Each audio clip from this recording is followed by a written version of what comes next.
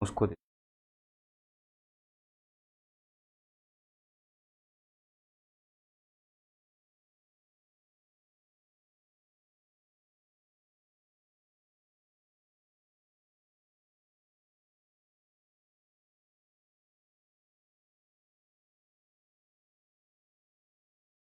Hello, good evening. कैसे हैं आप लोग?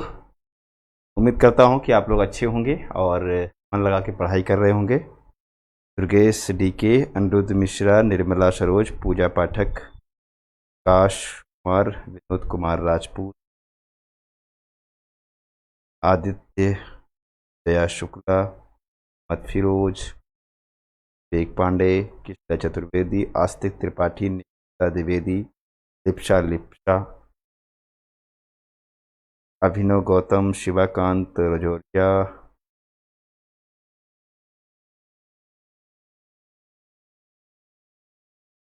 नांसी वर्मा, आदित्य, योगिता जायसवाल,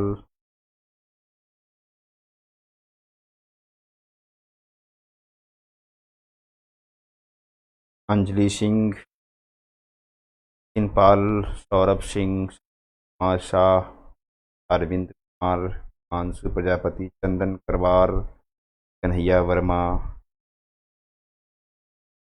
अभिषेक, जय वर्मा, कौस्तुभ, गुड इवनिंग। चलो सब लोग आ जाओ और फटाफट इसको शेयर कर दिए। कौस्तुभ जी तो सारे ग्रुप में डलवा दीजिए लिंक को, जल्दी से, टाइम वेस्ट नहीं करना है, जल्दी से क्लास को स्टार्ट किया जाए।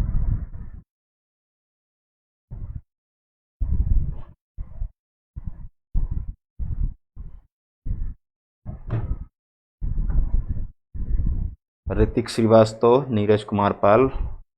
चलो सब लोग फटाफट इसको लाइक करो और शेयर करो जल्दी से, और बस हम लोग क्लास शुरू करेंगे विद इन 30 सेकंड में। चलो,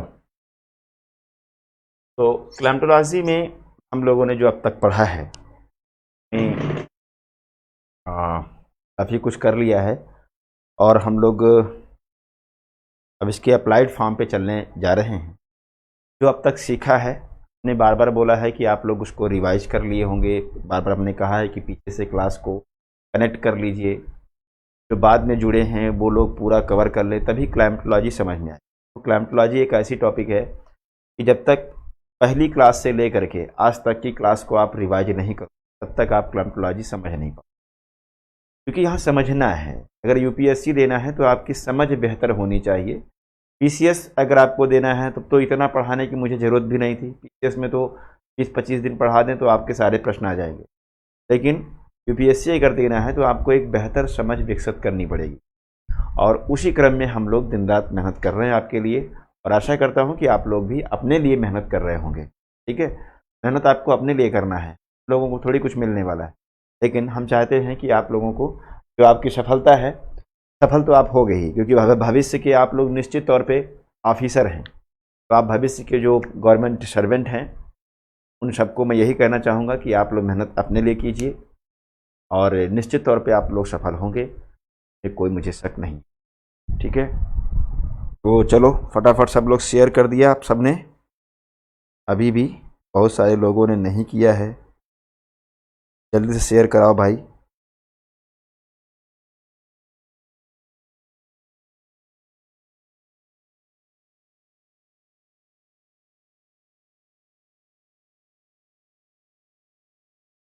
मैं इलाहाबाद आऊँगा नेक्स्ट वीक से, मैं सैटरडे संडे को इलाहाबाद रहूँगा, प्रयागराज में आप लोगों से मुलाकात होगी, और संभव होगा तो हम ऑफलाइन क्लास भी इलाहाबाद में आकर के लेंगे, और आप लोग आकर के जुड़ सकते हैं, इसमें कोई दो राय नहीं। ठीक है, अभी भी शेयर नहीं हुआ है, आप लोग शेयर कराइए।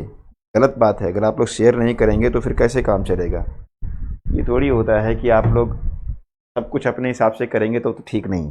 चलो खैर, हम लोगों को आज क्या समझना है? देखो, वर्षा कैसे होती है ये हमने आपको कल तक की क्लास में समझा दी। अब आज से हमें यह समझना है कि वर्षा कितने प्रकार की होती है। तो उसी क्रम में हमने कहा था कि जो वर्षा होती है उसके लिए तीन सबसे महत्वपूर्ण बातें क्या हमने बताई। तो सबसे तीन महत्वपूर्ण बातें ये हैं कि एक तो वायु का आरोहण होना चाहिए, यानी एयर का अपलिफ्टमेंट होना जरूरी है वर्षा होने के लिए। दूसरी चीज ये थी कि केवल एयर के अपलिफ्टमेंट हो जाने से ही वर्षा नहीं होगी, उसमें सफिशियंट मात्रा में वाटर वेपर होना चाहिए, यानी उसमें पर्याप्त जलवाष्प की मात्रा होनी चाहिए। और तीसरा हमने कहा कि हाइग्रोस्कोपिक न्यूक्लियाई यानी आर्द्रता ग्राही नाभिक का भी विकास होना चाहिए। ये तीन बातें हैं वर्षा के लिए जो सबसे जरूरी है। तो अब इन तीन बातों को ध्यान में रखते हुए हम लोग वर्षा के प्रकार पे चर्चा करेंगे। टाइप ऑफ प्रेसिपिटेशन, वर्षण कितने प्रकार का होता है, तो आज हम लोग इसी को पढ़ने चलेंगे। और आज आपको क्लाइमेट रीजन भी बताएंगे, क्लाइमेट रीजन के साथ उनको लिंकअप करवाएंगे। तो बहुत ही महत्वपूर्ण आज की क्लास है। आप ये समझ लो कि जो क्लाइमेटोलॉजी की जो क्लास हुई है अब तक, उस सब का निचोड़ आज है। लेकिन फिर भी हमें लाइव में कम लोग दिख रहे हैं, तो सब लोग आ जाइए प्लीज़, किसी का नुकसान ना हो मैं चाहता हूँ, तो आ जाइए तो बेहतर रहेगा। सब लोग आ जाइए, 2 मिनट का टाइम दे दे रहे हैं, 1 मिनट का।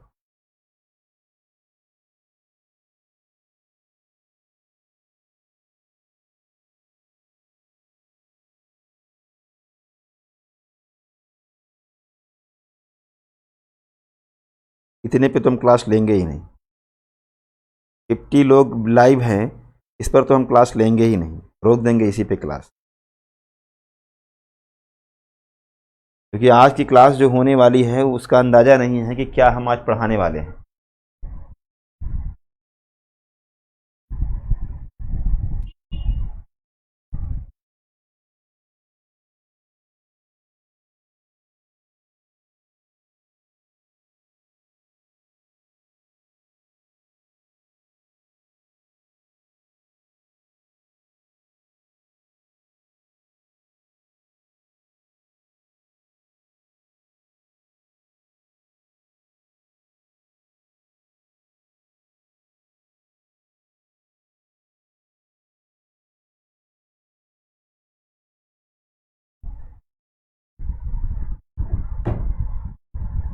ठीक है, कोई बात नहीं, जैसी आप लोगों की मर्जी है। कितना नुकसान आपका होने वाला है, आपका कितना नुकसान होने वाला है आपको अंदाज़ा नहीं।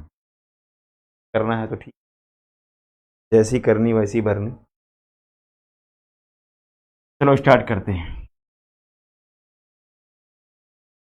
वर्षा के प्रकार।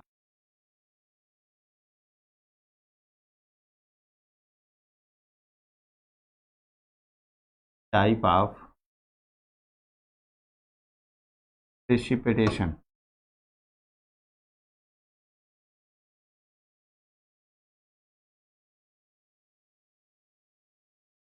वर्षण लिख सकते हो, वर्षण लिखो, वर्षण। वर्षण के प्रकार में आप देखिए, 3 प्रकार की वर्षा होती है। वर्षण 3 प्रकार की, एक है संवहनीय वर्षण,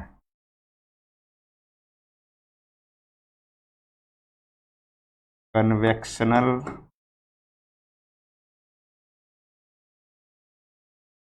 प्रेसिपिटेशन,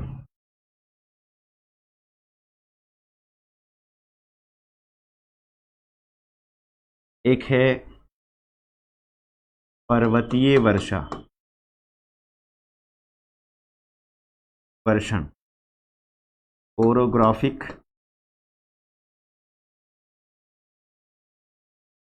प्रेसिपिटेशन,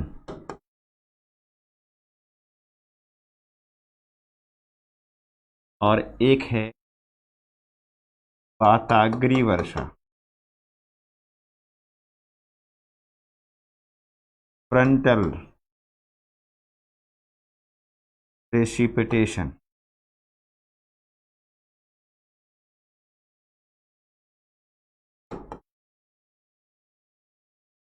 तीन प्रकार की वर्षा होती है।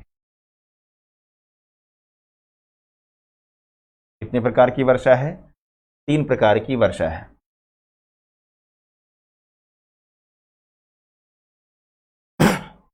संवहनीय वर्षा, पर्वतीय वर्षा, वाताग्रीय वर्षा, convectional precipitation, orographic precipitation, frontal precipitation, ये 3 टाइप हैं। अब एक एक को हम लोग को समझना है, लेकिन तीनों में 3 बातें कॉमन हैं। क्या बताया था हमने? वायु का आरोहण होना चाहिए, वायु में पर्याप्त जलवाष्प की मात्रा होनी चाहिए और आर्द्रताग्राही नाभिक का विकास होना चाहिए। ये तीनों में हमने कॉमन बताया था कि सभी वर्षा में ये 3 बातें कॉमन रहेंगी। अब सबसे पहले हम देखेंगे संवहनीय वर्षा। क्या देखेंगे? संवहनीय वर्षा।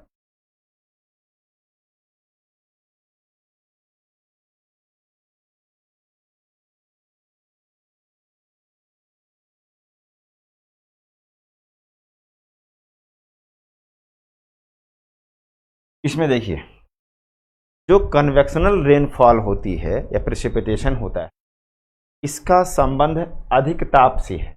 मतलब कल तो हमने कहा था कि तापमान का वर्षा से रोल नहीं है। हमने ये नहीं कहा था, हमने ये कहा था कि तापमान ही वर्षा कराएगा, यानी बिना तापमान के वर्षा नहीं होगी। ये बात गलत है। अगर ऐसा होता कि तापमान से ही वर्षा होती तो फिर मरुस्थलीय क्षेत्र में तापमान अधिक होता है, वहां वर्षा होती। तो मैंने ये कहा था कि तापमान आवश्यक नहीं है, लेकिन जो संवहनीय वर्षा है उस वर्षा का संबंध तापमान से जरूर है, यानी अधिक ताप से इसका संबंध है। अब देखो ध्यान से, हम कैसे करेंगे? संवहनीय वर्षा में क्या है, ध्यान समझिएगा। मान लो कि ये सरफेस है, ये क्या है? सरफेस है, और इधर कर लो, ये मान लो जल है, और इधर भी ये क्या है? जलीय क्षेत्र है, और ये स्थल है, ये लैंड है। ठीक है, यहां पर क्या होगा? जब तापमान बढ़ेगा, यानी टेम्परेचर जब इंक्रीज करेगा स्थल का, जब इसका तापमान बढ़ेगा, तो तापमान जब बढ़ेगा तो यहां पर मेरे दोस्तों क्या डेवलप हो जाएगा? लो प्रेशर का क्षेत्र बन जाएगा। यहां लो प्रेशर का रीजन बनेगा। क्यों? क्योंकि जैसे ही यहां स्थल पर वायु गर्म होगी, गर्म वायु का आयतन बढ़ने लगता है और वो फैलने लगती है। तो फैलेगी किधर? भाई इधर तो हाई प्रेशर होगा, इसकी तुलना में इधर तो हाई प्रेशर होता चला जाएगा, इधर भी हाई प्रेशर होता चला जाएगा। तो जब यहाँ पर क्या होगा? वायु गर्म होगी तो वो नहीं तो इधर जाएगी ना इधर जाएगी, क्योंकि लो से हाई तो जाएगी नहीं वायु। तो ये वायु ऊपर की ओर उठना शुरू करेगी, यानी कि इसका क्या होगा? इसका आरोहण होगा। अब देखो, वायु ऊपर की ओर उठ रही है और इसका ये फैलाव होगा। तो जब यहाँ पर लो प्रेशर ये बना हुआ है, तो जाहिर सी बात है अगर सेंटर यहाँ पर है तो जो जल क्षेत्र होगा, जल क्षेत्र में तापमान स्थल की तुलना में कम होगा। यहाँ स्थल पर तापमान बहुत अधिक होगा दिन के समय, और जल का तापमान इसकी तुलना में कम होगा। तो यहाँ पर मेरे दोस्तों क्या बनेगा? हाई प्रेशर बनेगा। यानी यहाँ क्या होगा? हाई प्रेशर होगा कि नहीं होगा? होगा। जब हाई प्रेशर होगा और इधर लो प्रेशर होगा तो पवन की दिशा क्या होगी? इधर की ओर होगी कि नहीं होगी? इधर की ओर हो जाएगी। यानी जो जल है, इस जल क्षेत्र से पवन इधर की ओर आएगी वायु, क्योंकि हाई से लो की ओर चलना है इसको। और जब ये इधर आएगी, जाहिर सी बात है ये जल से क्या लेके आ रहा है?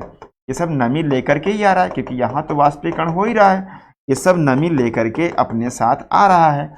जब पवनें आनशोर होती हैं, यानी अनुतट होती हैं, तो अपने साथ जल लेकर के ही आती हैं, क्योंकि गर्म पवन है। अब जब यहाँ आएंगी तो ये क्या होंगी? ये ऊपर की ओर उठेंगे कि नहीं उठेंगी? ये ऊपर की ओर उठेंगी, ऐसे ऐसे ये टकरा करके यहाँ ऊपर उठेंगी। तो यहाँ पर क्या बना है? ये इसलिए तो लो प्रेशर बना हुआ है, क्योंकि वायु का आरोहण हो रहा है। और जब वायु का आरोहण होगा मेरे दोस्तों, तो इधर क्या होगा? वायु का प्रसरण होगा कि नहीं होगा? वायु का प्रसरण होगा, वायु फैलेगी। क्योंकि किधर जा रही है?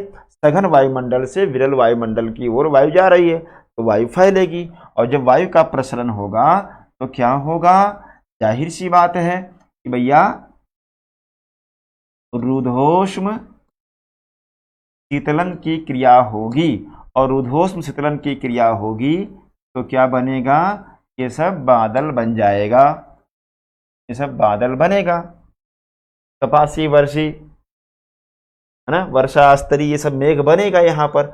और जब मेघ बनेगा, जब ये बादल बनेंगे तो इसी बादल से क्या होगा, वर्षा होगी। और वर्षा जो होगी वो क्या होगी, बहुत तीव्र गति से होगी। और इस तरह से हमने वो ड्रा कर दिया वर्षा।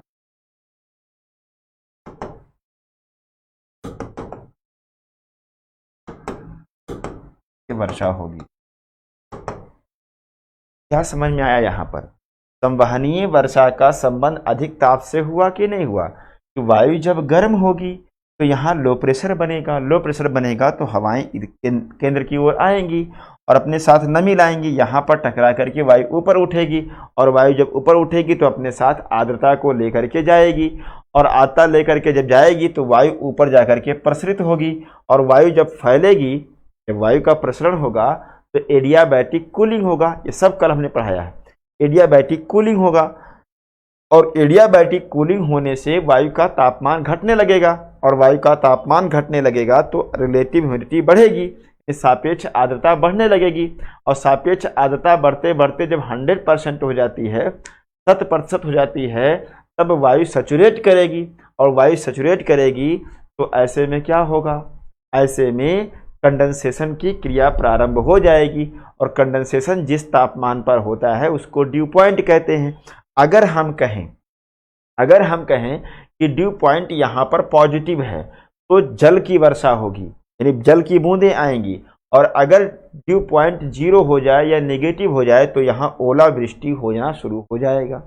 ये बात समझ में आई? तो संवहनीय वर्षा इस तरह से होती है। अब ध्यान से देखिएगा, संवहनीय वर्षा में एक विशेषता और ये होती है कि वायु गर्म होती है और बहुत तेजी से ऊपर उठती है। क्या होती है? बहुत तेजी से ऊपर जाकर के फोर्स करती है। अब ध्यान समझिएगा, ऐसा क्यों होता है? क्योंकि आप जानते हैं इस वर्षा का संबंध अधिकतम तापमान वाले एरिया से है। कहाँ से है? अधिकतम तापमान वाले एरिया से है। तो जब अधिक तापमान वाले एरिया से होगा तो वहां तापमान स्थल का कब अधिक होगा? तो आप कहेंगे तापमान जो अधिक होगा वो दोपहर में होगा, दोपहर के बाद होगा, यानी कि 1:30 से 2 बजे के बाद या 1:30 से 2 बजे के लगभग तापमान इस एरिया का बहुत अधिक हो जाएगा। और तापमान जब अधिक हो जाएगा तो दोपहर के बाद अचानक से वायु बहुत तेजी से उठेगी, यानी तीव्र गति से वायु ऊपर की ओर आरोहित होगी, अपलिफ्ट होगी, बहुत तीव्र गति से होगी। और जब बहुत तीव्र गति से होगी तो क्या होगा? तब ऐसे में अचानक से वायुमंडल का आर्द्रता बढ़ जाएगा, अचानक से काले घने बादल छा जाएंगे, अचानक से भारी वर्षा होना शुरू हो जाएगी।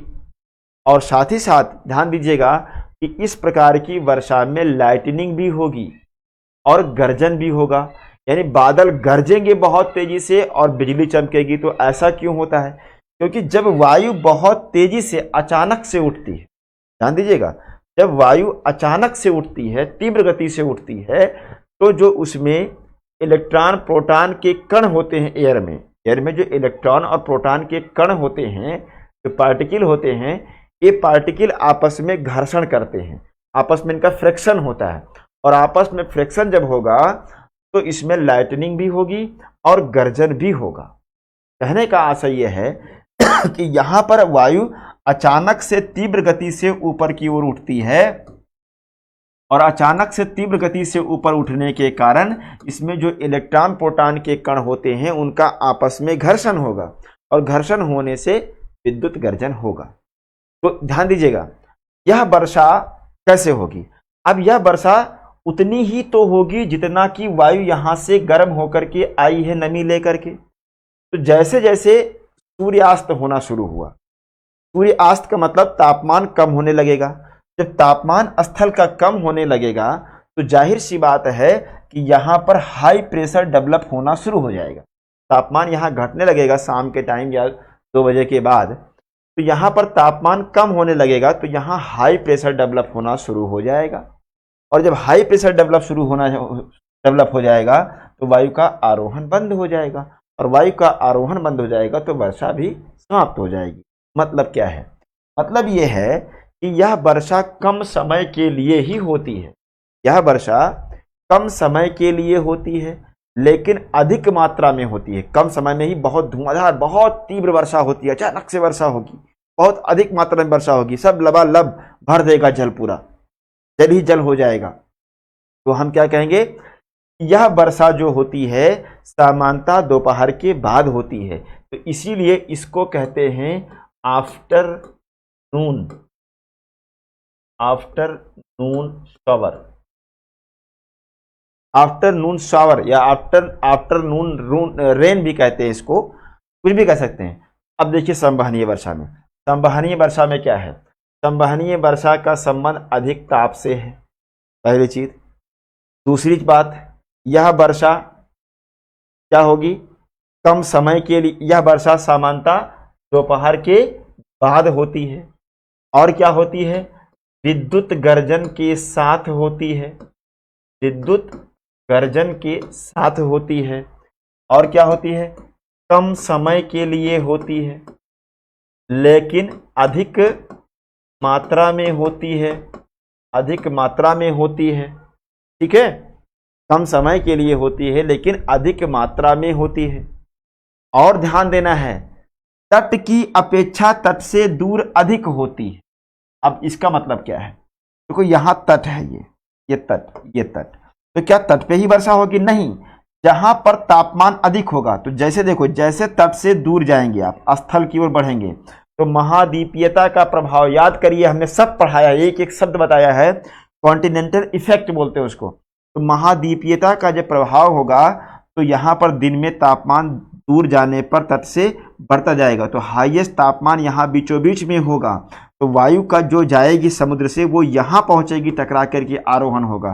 तो वर्षा तट पर अधिक नहीं होगी, तट से दूर अधिक होगी, यानी यह वर्षा तट की अपेक्षा तट से दूर अधिक होती है, कम समय के लिए होती है लेकिन अधिक मात्रा में होती है। संवहनीय वर्षा का संबंध, हमने क्या कहा, संवहनीय वर्षा का संबंध अधिक तापमान वाले क्षेत्रों से है। यह वर्षा सामान्यतः दोपहर के बाद होती है, विद्युत गर्जन के साथ होती है, कम समय के लिए होती है, अधिक मात्रा में होती है, तट की अपेक्षा तट से दूर अधिक हो। मेरी बात समझ पा रहे हैं कि नहीं समझ, कितने लोग समझे इस वर्षा को, लिख करके बताओ, कितने लोग समझे, कितने लोग समझे इसको बताओ।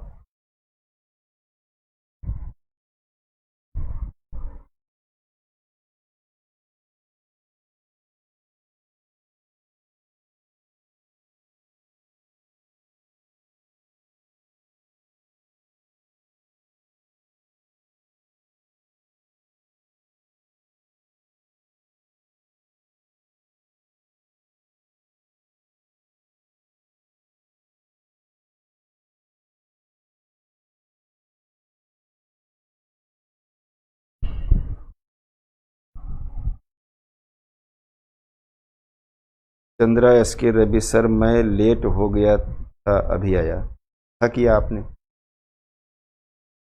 लेट किया, अच्छा किया, धन्यवाद।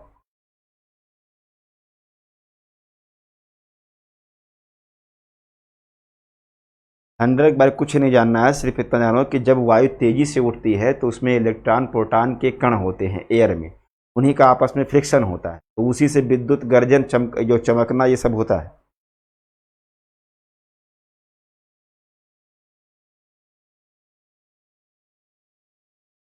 इतना कम लोगों को हम जब जब फी लेके पढ़ाते थे ऑफलाइन प्रयागराज में, ऑफलाइन या ऑनलाइन कहीं भी, इतना तो हम फी ले करके पेड बैच नहीं पढ़ाते हैं, इतनी संख्या में आप लोग लाइव देख रहे हैं, इतना हम नहीं, अपनी इंसल्ट इतना नहीं कराते हैं, हम रेगुलर नहीं है। तो अगर ऐसे ही रहेगा तो बस किसी दिन बोल दूंगा कि ये अंतिम क्लास है, हम तो नहीं झेल पाएंगे भाई। वो टीचर बनना हो वो अपना झेले, तो नहीं झेल पाएंगे, ये थोड़ी तरीका होता है। कल 100 लोग, आज 52 लोग, तो मैं खराब पढ़ाता हूँ? नहीं, मैं खराब नहीं पढ़ाता हूँ, बहुत अच्छा पढ़ाता हूँ। मैं आपको, मैं ये बात आपके नहीं मान सकता कि नहीं आप अच्छा नहीं पढ़ाते होंगे, शायद ऐसा नहीं।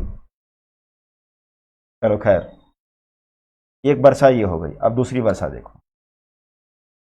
दूसरी वर्षा है पर्वतीय वर्षा।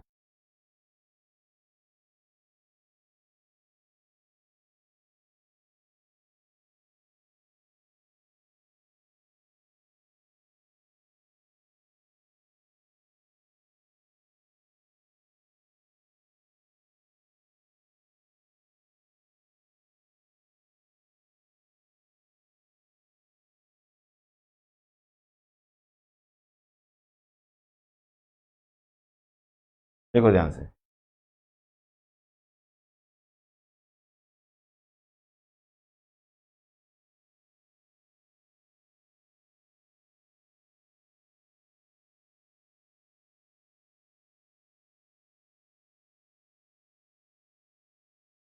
ये मान लो पर्वत है। अब इधर से क्या होगा, मान लो कि कोई पवन आ रही है,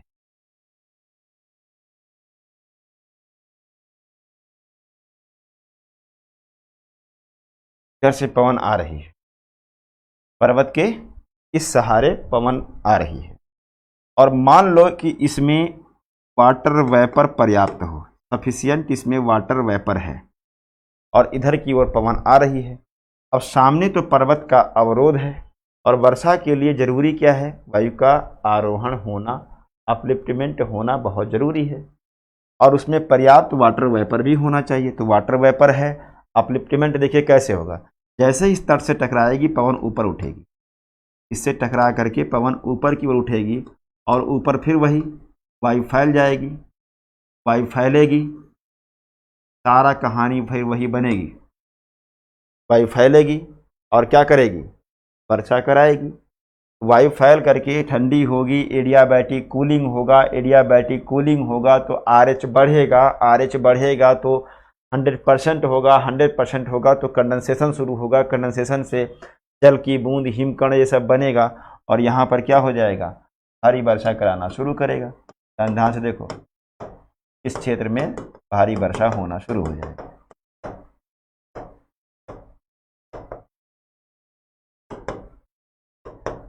बात समझ में आई?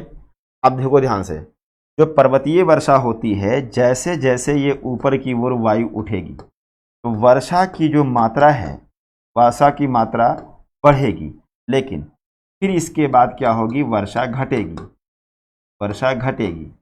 तो हमने कहा आरोहण जब होता है तो वर्षा तो बढ़नी चाहिए, लेकिन वर्षा घटेगी क्यों? देखो ध्यान से, मान लो कि पर्वत की ऊंचाई कुछ इस तरह से है, मान लो पर्वत की ऊंचाई कुछ इस तरह, यहाँ तक ऊंचाई, अधिक ऊंचाई है। तो जब अधिक ऊंचाई होगी, ध्यान से देखिएगा कि जैसे जैसे ये वायु ऊपर उठ रही है, वैसे वैसे तेजी से वर्षा करेगी, और जैसे जैसे वर्षा करती जाएगी तो इसके वाटर वेपर क्या होगा, इसमें कम होता चला जाएगा, यानी वायु की शुष्कता बढ़ती चली जाएगी, यानी आर्द्रता घटती चली जाएगी, जो इसमें वाटर वेपर है वो कम होता चला जाएगा। तो जैसे जैसे ऊंचाई बढ़ती तो पहले तो भारी वर्षा होगी, वर्षा की मात्रा में वृद्धि होगी, लेकिन फिर क्या होगा, फिर क्या होगा, प्रेसिपिटेशन कम हो जाए, तो यहाँ पर क्या होगा, प्रेसिपिटेशन अधिक होगा, यानी पहले तो वर्षा की मात्रा में वृद्धि होगी, फिर ऊंचाई बढ़ने के साथ इसकी वर्षा की मात्रा में कमी आएगी। क्यों? क्योंकि वायु की नमी में या आर्द्रता में, जलवाष्प की मात्रा में कमी आ जाएगी, जिसके कारण वर्षा की मात्रा भी कम होती जाएगी। तो इसी को कहते हैं वर्षा की विलोमता, वर्षा की विलोमता, वर्षा की विलोमता, inversion of precipitation, inversion of precipitation. कभी कभी आप देखते होंगे कि बहुत ऊंचे पर्वत पर आप चढ़ गए होंगे, कभी महसूस किया होगा आपने, तो देखते होंगे कि पर्वत के नीचे बादल बने हुए हैं, आप ऊपर खड़े हुए हैं, बादल नीचे बने हुए हैं, बारिश हो रही और आप ऊपर खड़े हुए हैं। तो इसका कारण यही है कि ऊंचाई बढ़ने के साथ हवाओं में नमी कम हो जाती है, वर्षा नहीं होती है। तो इसीलिए पर्वतीय क्षेत्रों में वर्षा की विलोमता की स्थिति देखने को मिल सकती है। कहाँ पर मिलेगी? जहाँ ऊंचे पर्वत होंगे, यानी ऊंचे पर्वतीय क्षेत्रों में वर्षा की विलोमता की स्थिति आपको देखने को मिल सकती है। तो ये है पर्वतीय वर्षा।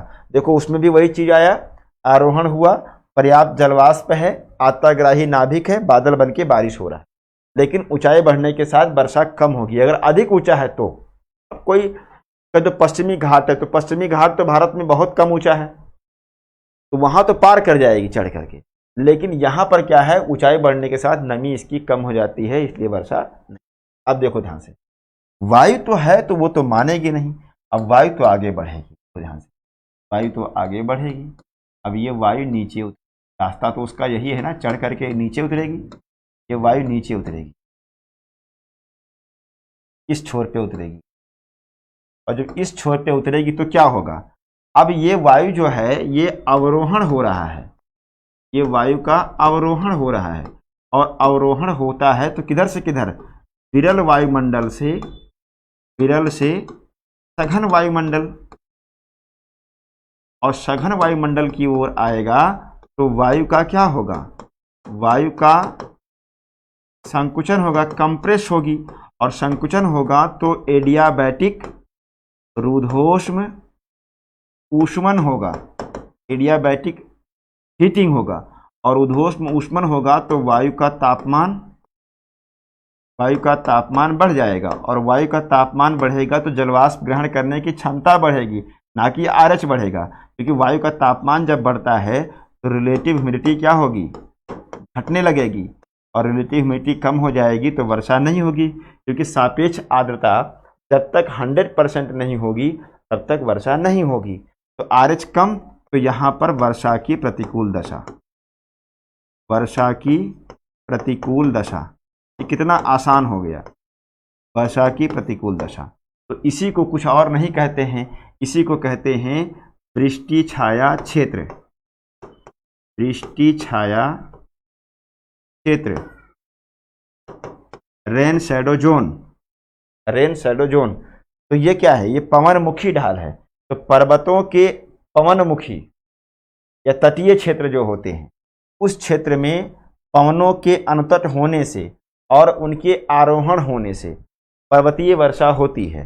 लेकिन पवन विमुखी ढाल, इसको क्या कहते हैं, पवन विमुखी ढाल, पवन विमुखी ढाल पर पवन के अवरोहण होने से, उसके संकुचन होने से, रुद्धोष्म ऊष्मन होने से वायु का तापमान बढ़ता है, और वायु का तापमान बढ़ने से सापेक्ष आर्द्रता घटती है, और सापेक्ष आर्द्रता घटने से वर्षा की प्रतिकूल दशा बनती है, जिसको हम कहते हैं वृष्टि छाया। पर्वतीय वर्षा कितने लोगों को समझ में आया?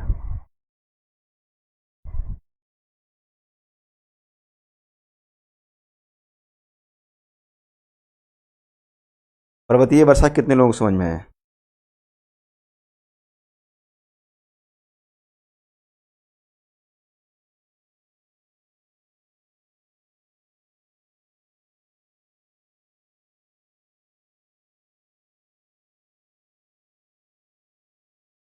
इसलिए जी कह रहे हैं कि सर हो सकता है किसी को कुछ काम आ गया हो। तो काम मेरी ज़िंदगी में नहीं है, मतलब मैं क्या हूँ, अभी तो हूँ इंसान, काम कर रहा हूँ ना, मतलब मुझे कोई काम नहीं हो सकता है। हम अगर गायब हो जाएंगे तो क्या होगा? मेरी ज़िंदगी में भी तो काम होता है। 8 घंटा जॉब करने के बाद आगे क्लास लेता हूँ। तो आप लोग अपने हिसाब से करेंगे, और हम लोग क्या हैं, बेवकूफ़ हैं। तनुकिरण सर, कुदरती ऑक्सीजन मुफ्त में मिलती है जिसकी कद्र हम नहीं करते। जब ऑक्सीजन खरीदनी पड़ी तो अफरा तफरी मची। वही हाल इधर है, जब कोई इतनी मेहनत से अपना बेस्ट दे रहा है तो लाइव क्लास वालों की संख्या कम है। हाँ, यही अगर आर्थिक रूप से चलाई गई हो तो भीड़ होती, वही करना ही पड़ेगा।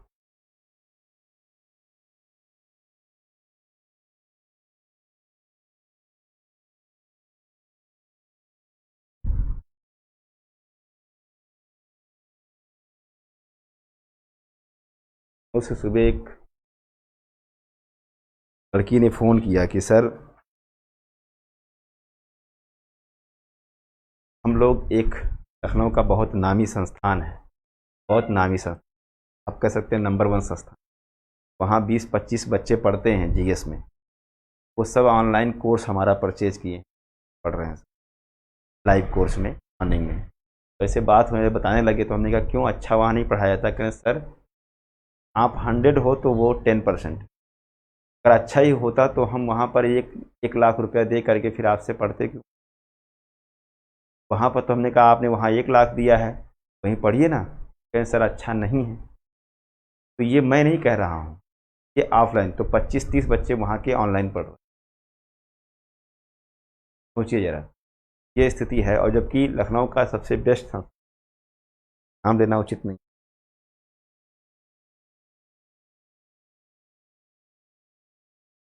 चलो खैर,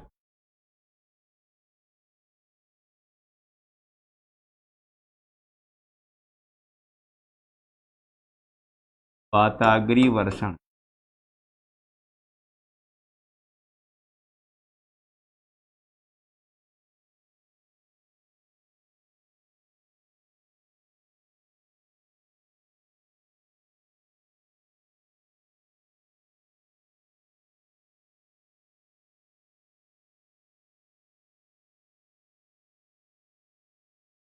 ध्यान से समझिएगा, वाताग्रीय वर्षा को ध्यान से समझिएगा।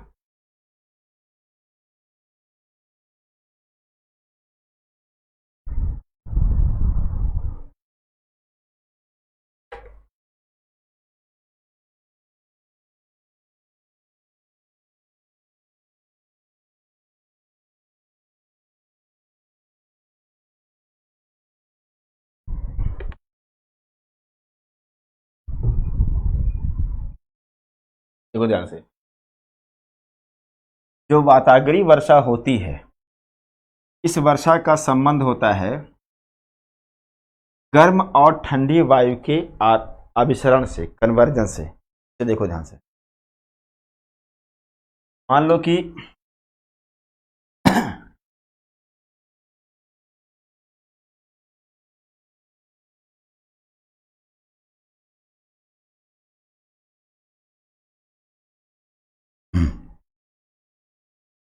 एक पवन ये आ रही है और ये मान लो कि वार्म एयर है, वार्म एयर है, और इधर से मान लो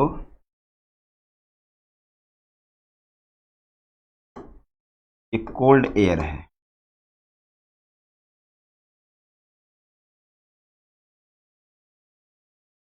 एक कोल्ड एयर है, तो दोनों पवनें आमने सामने आ रही है। तो आप जानते हैं कि जो कोल्ड एयर होती है वो भारी एयर होती है, और वार्म एयर जो होती है वो हल्की एयर होती है। जब दोनों टकराती हैं, आकर के आमने सामने दोनों टकरा जाती हैं, तब ऐसे में क्या होगा, जो हल्की वायु होती है वो ऊपर की ओर जाएगी, इस तरह से ये ऊपर उठेगी, इस तरह से ये ऊपर उठेगी। तो जो ये आकार बन रहा है ना, देखो डिग्री बन रहा है ना, कोण, तो ये जो आकार बन रहा है यही है वाताग्र। इसको कहते हैं फ्रंट, तो कहते हैं फ्रंट का निर्माण होना। ये फ्रंट का निर्माण हो गया। अब जब फ्रंट का निर्माण हो गया तो इसमें क्या होगा, वर्षा होना शुरू हो जाएगा। क्या होगा, यानी इसमें क्या है, गर्म और ठंडी वायु का, गर्म प्लस ठंडी वायु का अभिसरण, गर्म और ठंडी वायु का अभिसरण होने से हल्की वायु, यानी हल्की वायु कौन होगी, गर्म होगी। तो हल्की वायु के अपलिफ्टमेंट से, आरोहण से क्या होती है, वाताग्रीय वर्षा होती, फ्रंटल रेन होती।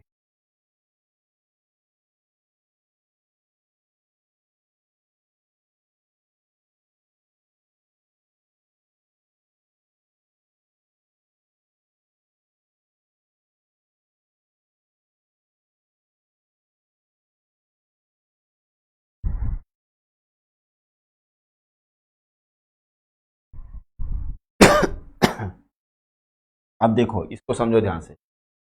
वाताग्रीय वर्षा क्या है, हमने कहा कि ये गर्म वायु और ठंडी वायु के टकराने से जो हल्की वायु है उसके आरोहण हो जाने से वर्षा होती है, बादल बन गया है ना, वर्षा होती है। अब इसमें वाताग्र में आपको समझना है कि कई प्रकार के वाताग्र होते, वाताग्र कई प्रकार के होते। तो पहली बात तो आपने वाताग्रीय वर्षा में एक सिंपल कॉन्सेप्ट ये समझ लिया कि ये भैया गर्म और ठंडी वायु के अभिसरण से होता है, कन्वर्जन से होता है। जैसे आई दोनों पवनें एक टकरा के ऐसे ऊपर उठ जाएगी और जा करके ऊपर फैलेगी, वही एडियाबैटिक कूलिंग, RH में वृद्धि, वो सारी चीज़ें वही होंगी और वर्षा हो जाएगी। अब देखो ध्यान से, वर्षण में आप देखो वाताग्र जो हैं, ये जो वाताग्र हैं, वाताग्र के प्रकार देखो, वाताग्र के प्रकार यानी type of fronts, type of front, वाताग्र के प्रकार। तो पहला वाताग्र होता है स्थिर वाताग्र। स्थिर वाताग्र में क्या होता है कि जैसे मान लो एक पवन इधर से आ रही है, एक पवन इधर से आ रही है, ऐसे जा रही है ना। यानी ये मान लो कि गर्म वायु है और ये मान लो ठंडी वायु है। कोई किसी के एरिया में नहीं जा रहा है, कोई किसी के एरिया में नहीं जा रहा है, वो अपने रास्ते जा रहा है, वो अपने रास्ते जा रहा है, तो यहाँ पर कुछ भी नहीं होगा। तो इसको हम कहते हैं स्थिर वाताग्र। स्थिर वाताग्र मतलब क्या है इसका? मतलब ये है कि जैसे मान लो ये ठंडी वायु है और ये गर्म वायु है, तो ये ऐसे जा रही है, ऐसे जा रही है, ये अपने रास्ते पे जा रही है और ये अपने रास्ते पे जा रही है। कोई किसी के एरिया में नहीं जा रहा है, सब अपने अपने रास्ते पे जा रहे हैं। तब इसको हम स्थिर वाताग्र कहते हैं। और स्थिर वाताग्र में मौसम में कोई भी बदलाव नहीं होगा। जब तक वायु नहीं टकराएगी आपस में, तब तक मौसम में कोई बदलाव नहीं होगा। लेकिन अब देखिए ध्यान से, जैसे ही मान लो कि ये गर्म वायु है,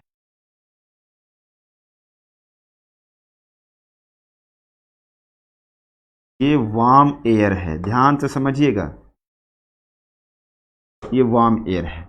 और इधर मान लो ये ठंडी वायु है,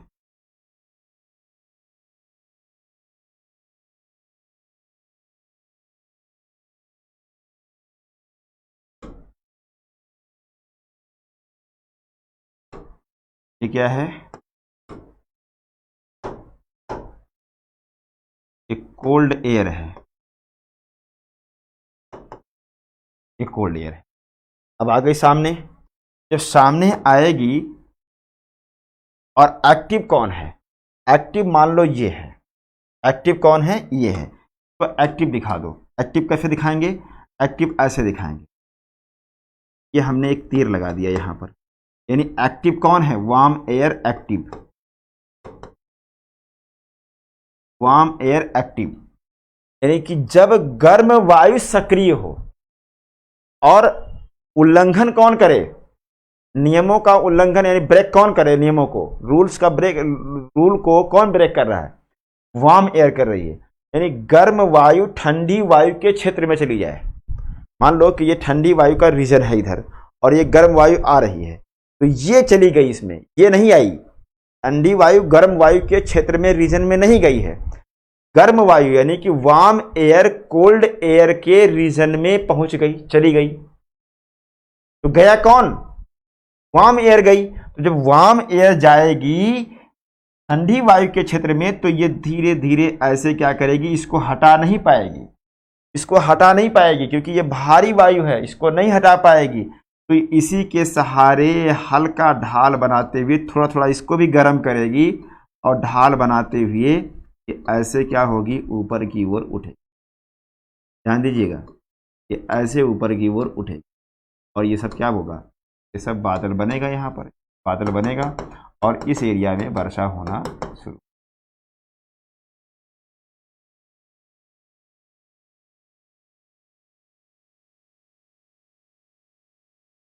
ध्यान समझते चलिएगा।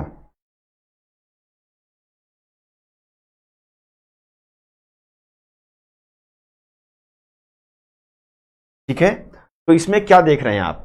इसमें देख ये रहे हैं आप कि गर्म वायु ठंडी वायु के क्षेत्र में सक्रिय होकर के गई है। एक्टिव वायु कौन है? गर्म वायु। तो जब गर्म वायु ठंडी वायु के क्षेत्र में सक्रिय होकर के जाती है, तब इसको हम कहते हैं वार्म फ्रंट। वार्म फ्रंट कहते हैं, यानी उष्ण वाताग्र, उष्ण वाताग्र कहलाता है। जब गर्म वायु ठंडी वायु के क्षेत्र में सक्रिय होकर के जाता है, तब उसे उष्ण वाताग्र कहते हैं, वार्म फ्रंट कहते हैं। इसमें देखो ध्यान से, क्योंकि अब ये गर्म वायु जा रही है, एक एक बात पर ध्यान से सुनिएगा। गर्म वायु जा रही है ठंडी वायु के क्षेत्र में, तो इसको हटा तो नहीं पाएगी, लेकिन उसी के सहारे ये ऐसे देखो, इसका ढाल देखो, इसका स्लोप देखो, इसका स्लोप देखो, ये कोण देखो, इसके बीच में देखो ये कितना एंगल है, यानी कोण इसका कम है, एंगल इसका कम है। यानी मंद गति से धीरे धीरे ऊपर बढ़ेगी, धीरे धीरे वायु ऊपर जाएगी मंद गति से। तो देखो ध्यान से, यहां पर क्या होगा, गर्म वायु ठंडी वायु के को से टकरा करके मंद गति से कम ढाल बनाते हुए ऊपर की ओर आरोहित होगा, धीरे धीरे ऊपर उठेगी।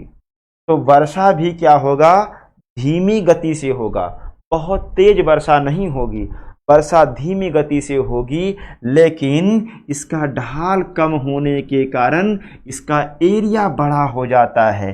देखो इसका एरिया इतना है, इसका एरिया बहुत अधिक हो जाता है। तो आप क्या कहेंगे कि इससे वर्षा विस्तृत क्षेत्र में होती है, एक बड़े रीजन में होती है। तो वार्म फ्रंट में क्या क्या है, ध्यान समझिएगा, कभी जिंदगी में भूलेंगे नहीं। वार्म एयर की पहली विशेषता वार्म फ्रंट की, इसमें वार्म एयर एक्टिव होगी, हो जाएगी ठंडी वायु के क्षेत्र में, और उसके सहारे फ्रंट बनाते हुए, यही फ्रंट है, फ्रंट बनाते हुए आरोहण होगा। तो इसका आरोहण मंद गति से होता है, तो वर्षा भी मंद गति से, यानी मंद गति से होता है और वर्षा भी मंद गति से होगी। और साथ ही साथ इसका ढाल कम होता है, इसके कारण इसका क्षेत्र बड़ा होता है। तो उष्ण वातावरण में वर्षा मंद गति से विस्तृत क्षेत्र में अधिक समय तक होती है। ये लंबे समय तक ऐसे वर्षा होती रहेगी, लंबे समय तक। देखो ध्यान से, हमने कहा स्लो वर्षा होगी, मंद गति से वर्षा, और क्या होगा, और क्या होगा, विस्तृत क्षेत्र में वर्षा, विस्तृत क्षेत्र क्योंकि ढाल इसका कम है, और क्या होगा, अधिक समय तक, अधिक समय तक वर्षा होगी। ये वार्म फ्रंट की विशेषता है। ओके, अब देखो एक होता है कोल्ड फ्रंट, ध्यान समझिएगा, एक होता है कोल्ड फ्रंट। अब मान लो कि ये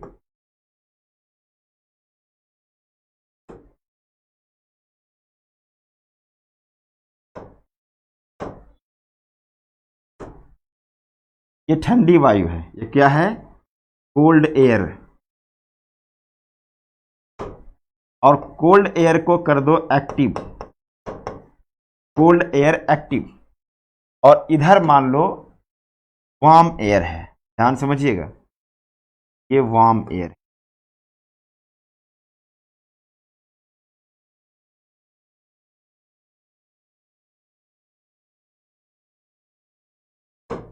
वार्म एयर, ठीक। अब क्या होगा कि अगर हम कहें कि एक्टिव कौन है, एक्टिव हम इसको कर दे रहे हैं, ठंडी वायु जा रही है गर्म वायु के क्षेत्र में, कौन जा रही है, ठंडी वायु जा रही है गर्म वायु के क्षेत्र में। और आप जानते हैं ठंडी वायु बहुत भारी होती है, तो भारी होगी तो इसको ढकेलेगी बेचारी को, इसको, इस गर्म वाली को, और गर्म वायु को जब ढकेलेगी ऊपर तो ये अचानक से क्या होगी, ऊपर उठ जाएगी। क्या समझा, समझ में आ रहा है, अचानक से ऊपर उठेगी। इमेजिन करो ये इधर आई, जब इसको धक्का मारेगी तो ये अचानक से ऊपर उठ जाएगी, और अचानक से ऊपर उठेगी तो क्या होगा, बादल बनेगा, वर्षा होगी,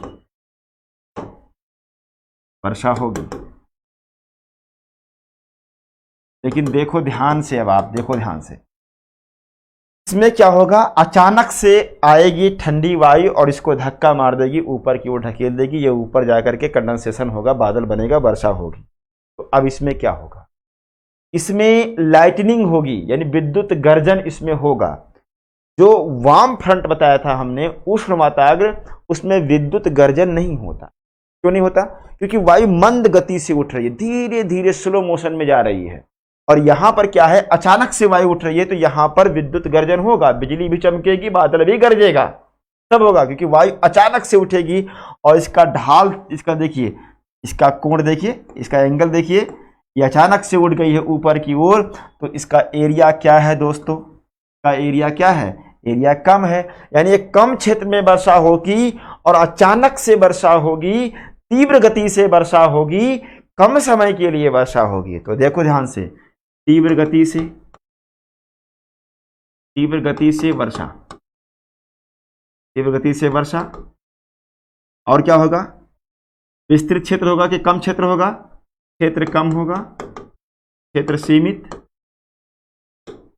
सीमित होगा, और क्या होगा, कम समय के लिए होगा, कम समय के लिए होगा, और क्या होगा, विद्युत गर्जन भी तो होगा, विद्युत गर्जन भी होगा। तो इसको हम कहते हैं कोल्ड फ्रंट। क्या कहेंगे, कोल्ड फ्रंट कहेंगे इसको, यानी कि शीत वाताग्र, शीत वाताग्र, उष्ण वाताग्र और शीत वाताग्र और स्थिर वाताग्र। ये बात समझ में आ रही है, कुछ भेजे में घुस रहा है कि नहीं, आसान लग रहा है कि नहीं लग रहा है? अरे तो बहुत ही टफ, लेकिन आसान लग रहा है कि नहीं लग रहा? लिख करके बताओ जल्दी से, लिख के बताओ कितने लोग समझे।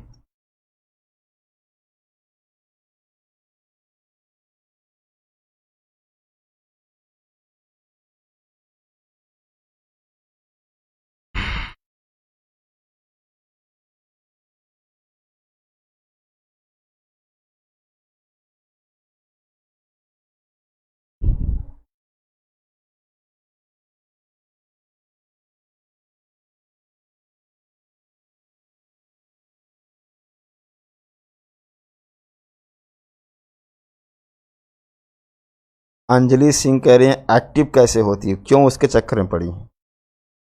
तो जाने दीजिए एक्टिव क्यों होती है, आगे बताएंगे ना एक्टिव कैसे होती है।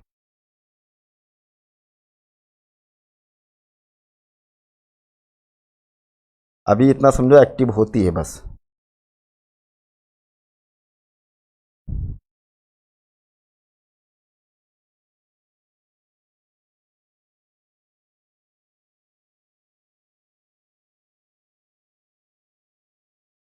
पता नहीं कितने टीचरों का जो पढ़ा रहे होंगे ऑनलाइन ऑफलाइन का, पता नहीं कितने टीचरों का कॉन्सेप्ट क्लियर हो रहा होगा। आप लोग का तो खैर हो ही रहा है। मैं एक टीचर को देखा ऑनलाइन पढ़ा रहा था, तो मैपिंग सेक्शन ये नकल कर रहा था, मेरी लैंग्वेज भी बोल रहा था। मैं जो क्लास में बोलता था, जो किस्से कहानी सुनाता रहता हूँ इधर उधर की बातें, वो भी वही बोल रहा था नकल करके। तो हमने कहा देखो यही सब है, बस ये है कि वो सब बड़े प्लेटफॉर्म पर हैं तो यही लोग कहेंगे कि मैं उनका कॉपी करता हूँ, जबकि है क्या, बहुत सारे लोग, या कि बहुत सारे मैपिंग के टीचर मुझे कॉपी करते हैं।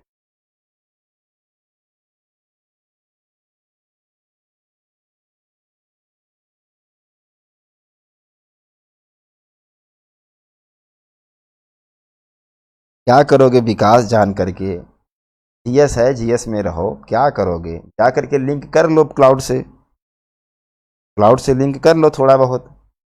अब उतना लिंक अगर करेंगे तो ऑप्शनल ज्योग्राफी हो जाएगा। ये सब चीज़ें ऑप्शनल में होता है कि कौन सा किससे फ्रंट से कौन सा बादल बनता है, छोड़ो जाने दो उसको।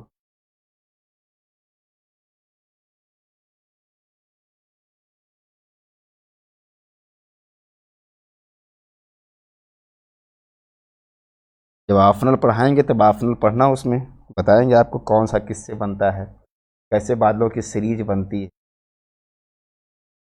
उसमें घुसेंगे तब से गड़बड़ हो जाए। चलो, एक होता है अक्लूडेड फ्रंट। क्या होता है, अक्लूडेड फ्रंट, यानी वाताग्र की संरोधी अवस्था। चलो संरोधी अवस्था को समझ लेते हैं, क्या दिक्कत है। रेडी करो।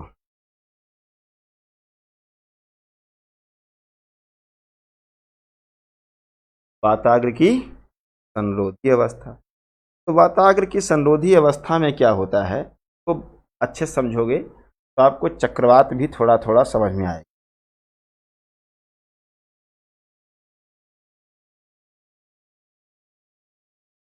देखो,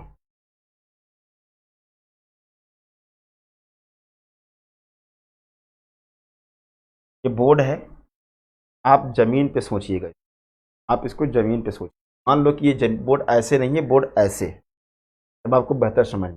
मान लो ये जमीन है, सतह पर बहुत, देखो ध्यान से।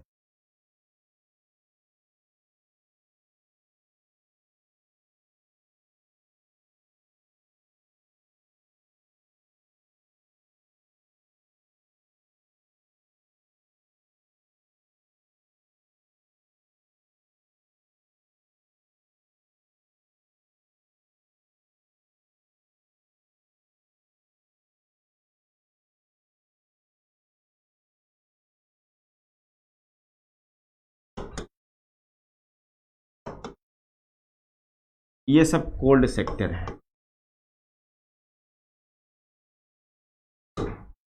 कोल्ड सेक्टर, सब वायु का कोल्ड सेक्टर। जमीन पर मान लो, इसे जमीन पर सोचो, और ये मान लो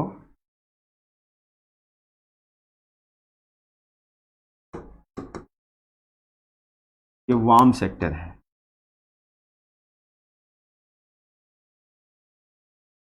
ये वार्म सेक्टर है, ठीक है, कोई दिक्कत नहीं। अब देखो, मान लो ये ठंडी वायु ऐसे आ रही है, ठंडी वायु कैसे आ रही है, देखो ध्यान से, ठंडी वायु ऐसे आ रही है, ध्यान समझिएगा, ठंडी वायु ऐसे आ रही है, सब ऐसे बनता ही है, बनता है, आता है। ये मान ठंडी वायु इधर आ रही है, देखो तीर बना दिया हमने, तो जाहिर सी बात है कि ये गर्म वायु, कौन सा क्षेत्र है, ये गर्म वायु का क्षेत्र। तो यहाँ पर ये गर्म वायु है और ये ठंडी वायु जा रही है गर्म वायु के क्षेत्र। ये कौन सा फ्रंट कहलाएगा, ये फ्रंट कहलाएगा, ये कौन सा फ्रंट है, ये फ्रंट है कोल्ड फ्रंट। कैसा फ्रंट बना, ये कोल्ड फ्रंट है।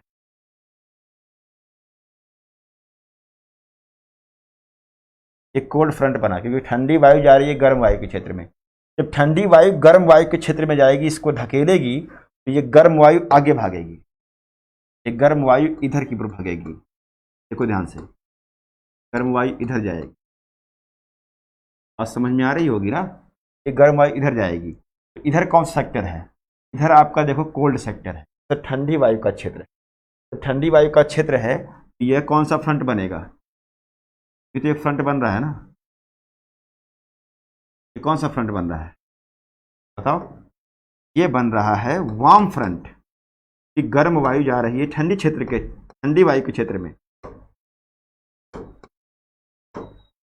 ये है वार्म फ्रंट, ये वार्म फ्रंट है। यहां पर कोल्ड फ्रंट और ये वार्म फ्रंट, आप समझ रहे हैं, ठंडी वायु इसको यहां पर आएगी, टकराएगी, तो यहां पर बनेगा कोल्ड फ्रंट। तो वही चीजें जान लो आप, कैसे होगा, तेज वर्षा होगी, अचानक से वर्षा होगी, कम क्षेत्र में होगी, आप समझ रहे हैं ना। और इसी प्रकार से ये वार्म एयर इधर जाएगी, यहाँ पर क्या होगा, मंद गति से वर्षा होगी, विस्तृत क्षेत्र में होगी, लाइटनिंग नहीं होगी, यहाँ लाइटनिंग होगी, यहाँ पर लाइटनिंग नहीं होगी, ठीक है। तो अब देखो ध्यान से, अब क्या होगा कि ये चलता रहेगा ऐसे, और ये वर्षा होती रहेगी, एक प्रकार से चक्रवात बन रहा है, साइक्लोनिक वर्षा होती रहे। लेकिन धीरे धीरे क्या होगा कि ठंडी वायु बहुत एक्टिव रहेगी और ठंडी वायु चली जाएगी। देखो ध्यान से, ठंडी वायु एक तो इधर बढ़ रही है, और ये गर्म वायु बेचारी ठंडी वायु के क्षेत्र में जा रही है। जब इसके ऊपर ये चढ़ते चली जाएगी, ध्यान समझिएगा, जब गर्म वायु ठंडी वायु के ऊपर चढ़ते चली जाएगी, देखो तो नीचे सतह पर कौन सी वायु आती चली जाएगी, ठंडी वायु आएगी, यानी कि जब ये जाएगी इससे ऊपर चढ़ जाएगी, जब नीचे कौन सी वायु बैठेगी, नीचे बैठ जाएगी ठंडी वायु, यही तो होगा ना। तो धीरे धीरे क्या होगा, ये वाला हिस्सा इधर की ओर बढ़ना शुरू हो जाएगा, यानी कि क्या होगा, होगा ये कि जो ये आकार है ये घटता चला जाएगा, नहीं घटेगा, देखो ये आकार घटेगा कि नहीं घटेगा, देखो ये आकार घटा कि नहीं घटा, वाम क्षेत्र कम हो रहा है कि नहीं हो रहा है, इसी प्रकार से और ये कम होगा, ये देखो वाम एयर क्या हो गई, गायब हो रही है, सब ऊपर चली जाएगी, देखो ऐसे होगा कि नहीं होगा, और एक समय आएगा कि ये पूरा ये क्या हो जाएगा, पूरा ये मिल जाएगा, पूरा ये मिल जाएगा, यानी कि उष्ण वाताग्र और शीत वाताग्र दोनों क्या होंगे, आपस में मिल जाएंगे, इसी को कहेंगे वाताग्र की संरोधी अवस्था, अक्लूडेड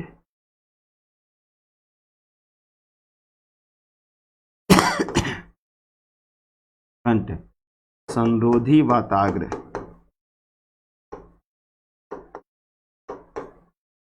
समझ में आया कि नहीं आया, कितने लोग समझा,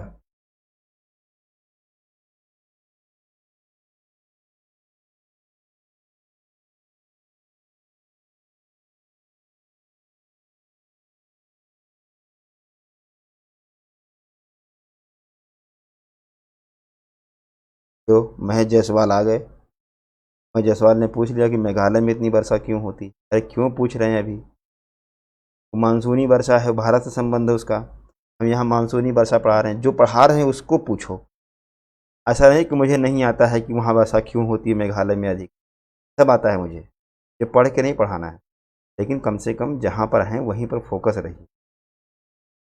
अभी उसको आपको नहीं जानना है। कितना क्रिटिकल चीज़ पढ़ा रहे हैं आपको, कितना कठिन चीज़ पढ़ा रहे हैं, ये पूरी ज़िंदगी बीत जाती है, लोग समझ नहीं पाते हैं। लेकिन देखो, आसानी से समझा रहा हूँ आपको। जाके देखो जो पेड वाले गुरुजी लोग पढ़ाते हैं चिल्ला करके ऑनलाइन चैनलों पर, सब कुछ पढ़ाएंगे चिल्लाएंगे लेकिन समझा नहीं पाएंगे, अंत में हो जाएगा सब।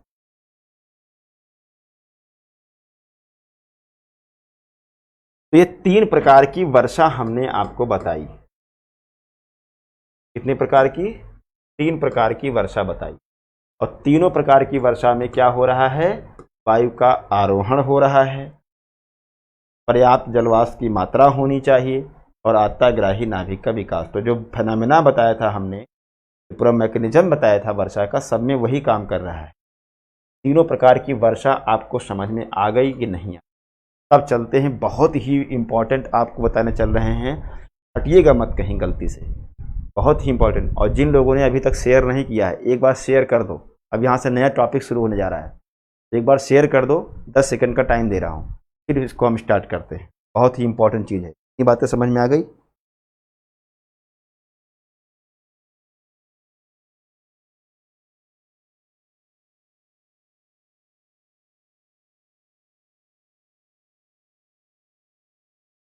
ज्योग्राफी में सब स्केच ही तो होता है बाबू।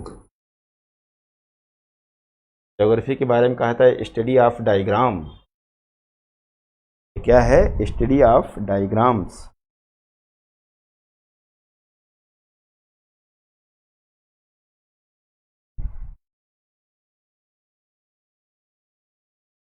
चलो, अब देखना है हमको पूरे वर्ल्ड का क्लाइमेट रीजन, और बहुत ही महत्वपूर्ण है, इसको ध्यान से समझिएगा। जो हम बना रहे हैं इसका बहुत ही उपयोग होने वाला है, इन फ्यूचर में बहुत उपयोग होगा। देखो ध्यान से, जैसे हम बना रहे हैं, बनाओ इसको।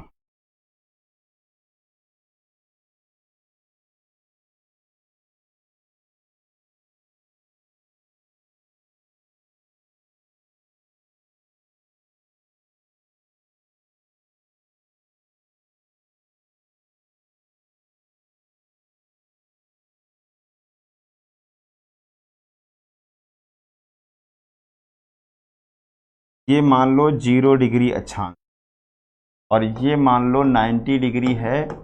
नॉर्थ ले लो चाहे साउथ ले लो, उत्तरी दक्षिणी ध्रुव दोनों हो गए। अब देखो यार, लाइन आज तिरछी।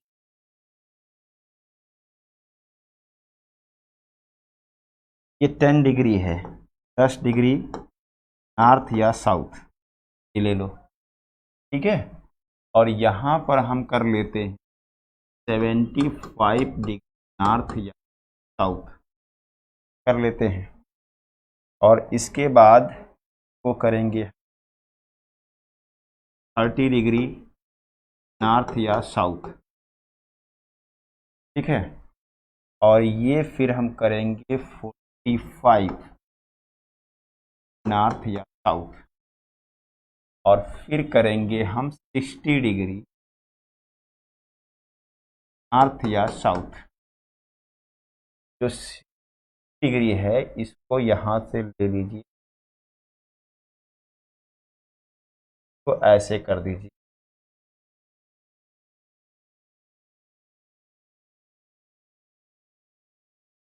ऐसे बना दीजिए। आप इसको ऐसे बनाइए।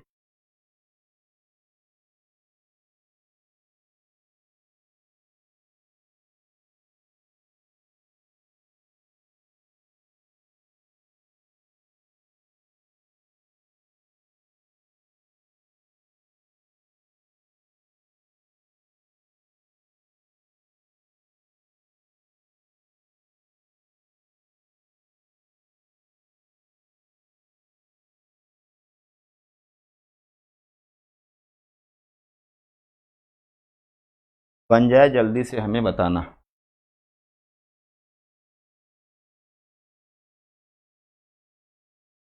आप लोगों के लिए क्वेश्चन आंसर श्रृंखला सीरीज शुरू किए थे, आप लोग लाइव आते ही नहीं थे,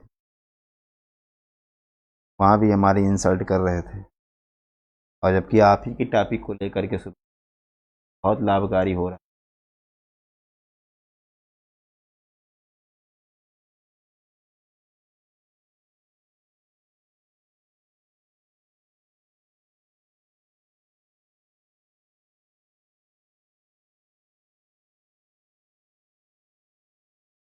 चलो ध्यान से समझो।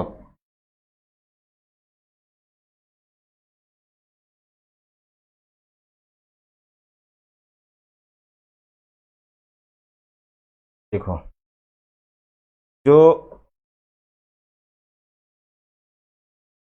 0 से लेके 30 तक का जो एरिया, ये वार्म है, ठीक है। और जो 60 तक का है, 30 से लेकर के, ये टेम्परेट है,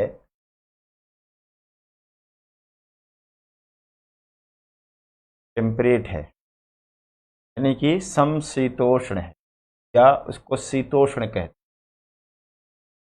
और ये जो एरिया है, इसे लेकर कूल है, कोल्ड है।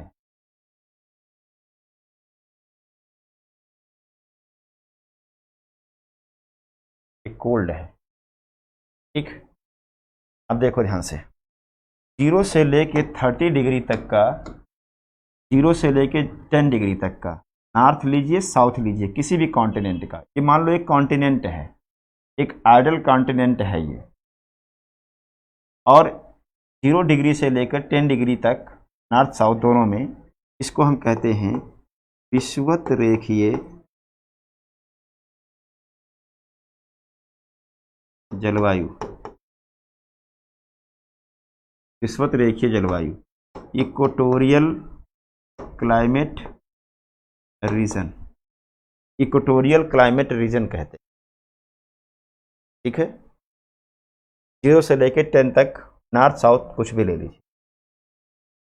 10 से लेकर के 30 तक का, देखो ध्यान से, जो इतना एरिया है, इसको हम कहेंगे ईस्ट, ईस्ट है। और ये क्या है, वेस्ट है, पश्चिमी है। तो ये ईस्टर्न किनारा है, और ये वेस्टर्न किनारा है, और ये मिडिल भाग है किसी भी कॉन्टिनेंट का। तो 10 से लेके 30 तक का जो ईस्टर्न किनारा होता है, इसको कहते हैं मानसूनी, मानसूनी जलवायु,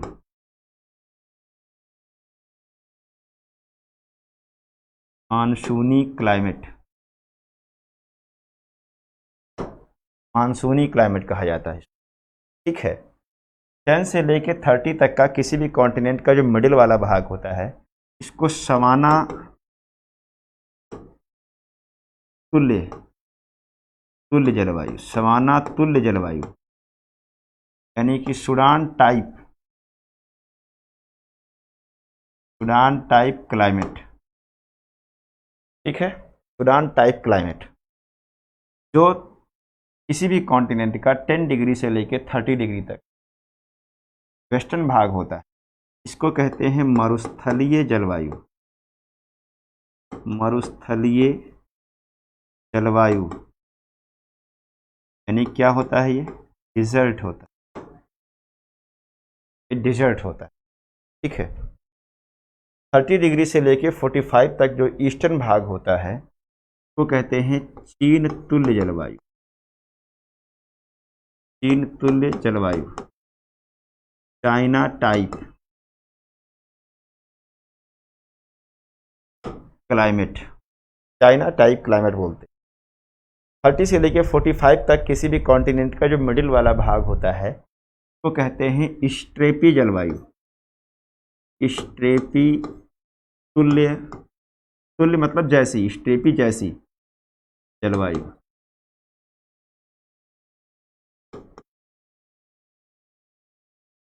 स्ट्रेपी टाइप क्लाइमेट, ठीक है।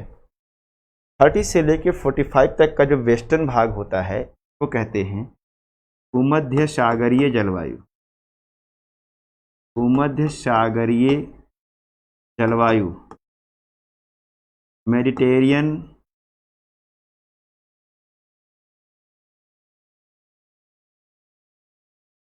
टाइप क्लाइमेट, भूमध्य सागरीय जलवायु कहते हैं। 45 से लेकर 60 का जो ईस्टर्न भाग होता है वो कहते हैं लॉरेंसियन जलवायु, लॉरेंसियन टाइप, लॉरेंसियन तुल्य जलवायु।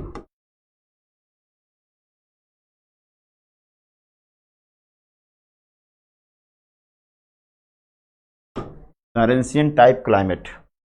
45 से लेकर 60 का जो मिडिल वाला भाग होता है तो कहते हैं साइबेरियन जलवायु, साइबेरियन तुल्य जलवायु, साइबेरियन तुल्य जलवायु, यानी कि साइबेरियन टाइप क्लाइमेट। ओके। 45 से लेकर 60 का जो वेस्टर्न भाग होता है वो कहते हैं ब्रिटिश टाइप, यानी ब्रिटिश तुल्य, ब्रिटिश तुल्य जलवायु, इस टाइप क्लाइमेट। ठीक है, या इसको पश्चिमी यूरोपियन भी कहते हैं, वेस्टर्न यूरोपियन टाइप क्लाइमेट भी कहते हैं। तो 60 से लेकर 75 तक का जो होता है वो कहते हैं टैगा, टैगा। और 75 से लेकर के 90 तक जो होता है ये तुंद्रा क्लाइमेट होती है, तुंद्रा जलवायु, ये टैगा जलवायु, तुंद्रा जलवायु।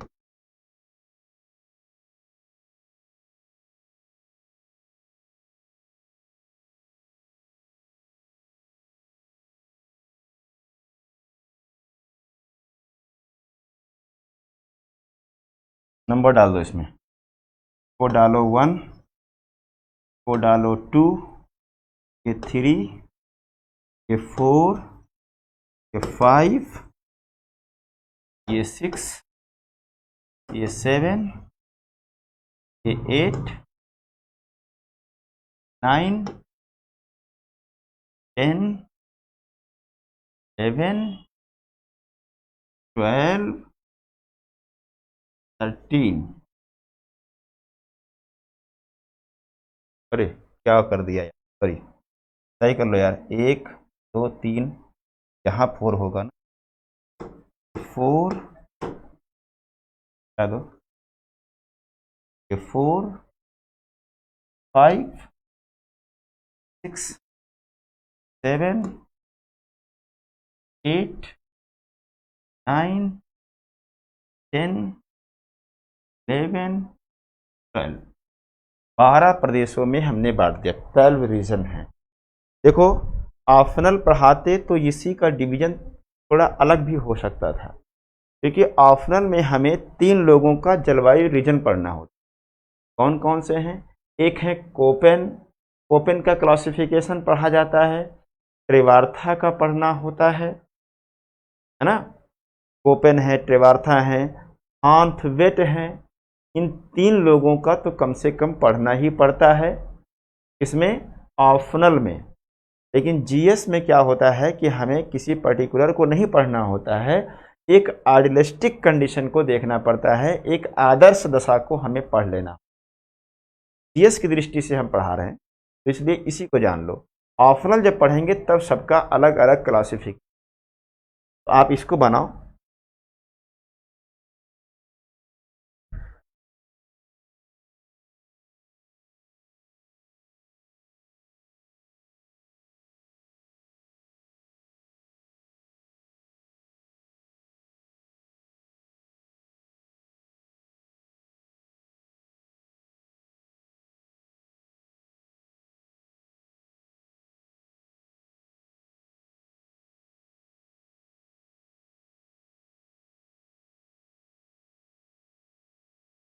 आपको अंदाजा नहीं है कि हम क्या आपको पढ़ा रहे हैं, समझ लीजिए।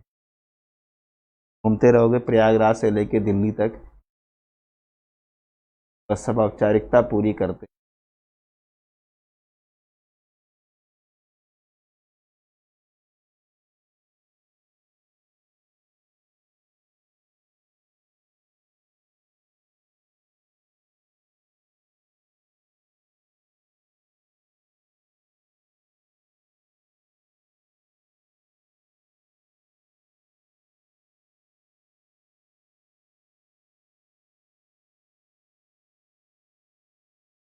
सबका बन जाए तो बताओ हमें लिख करके, जल्दी जल्दी बनाओ।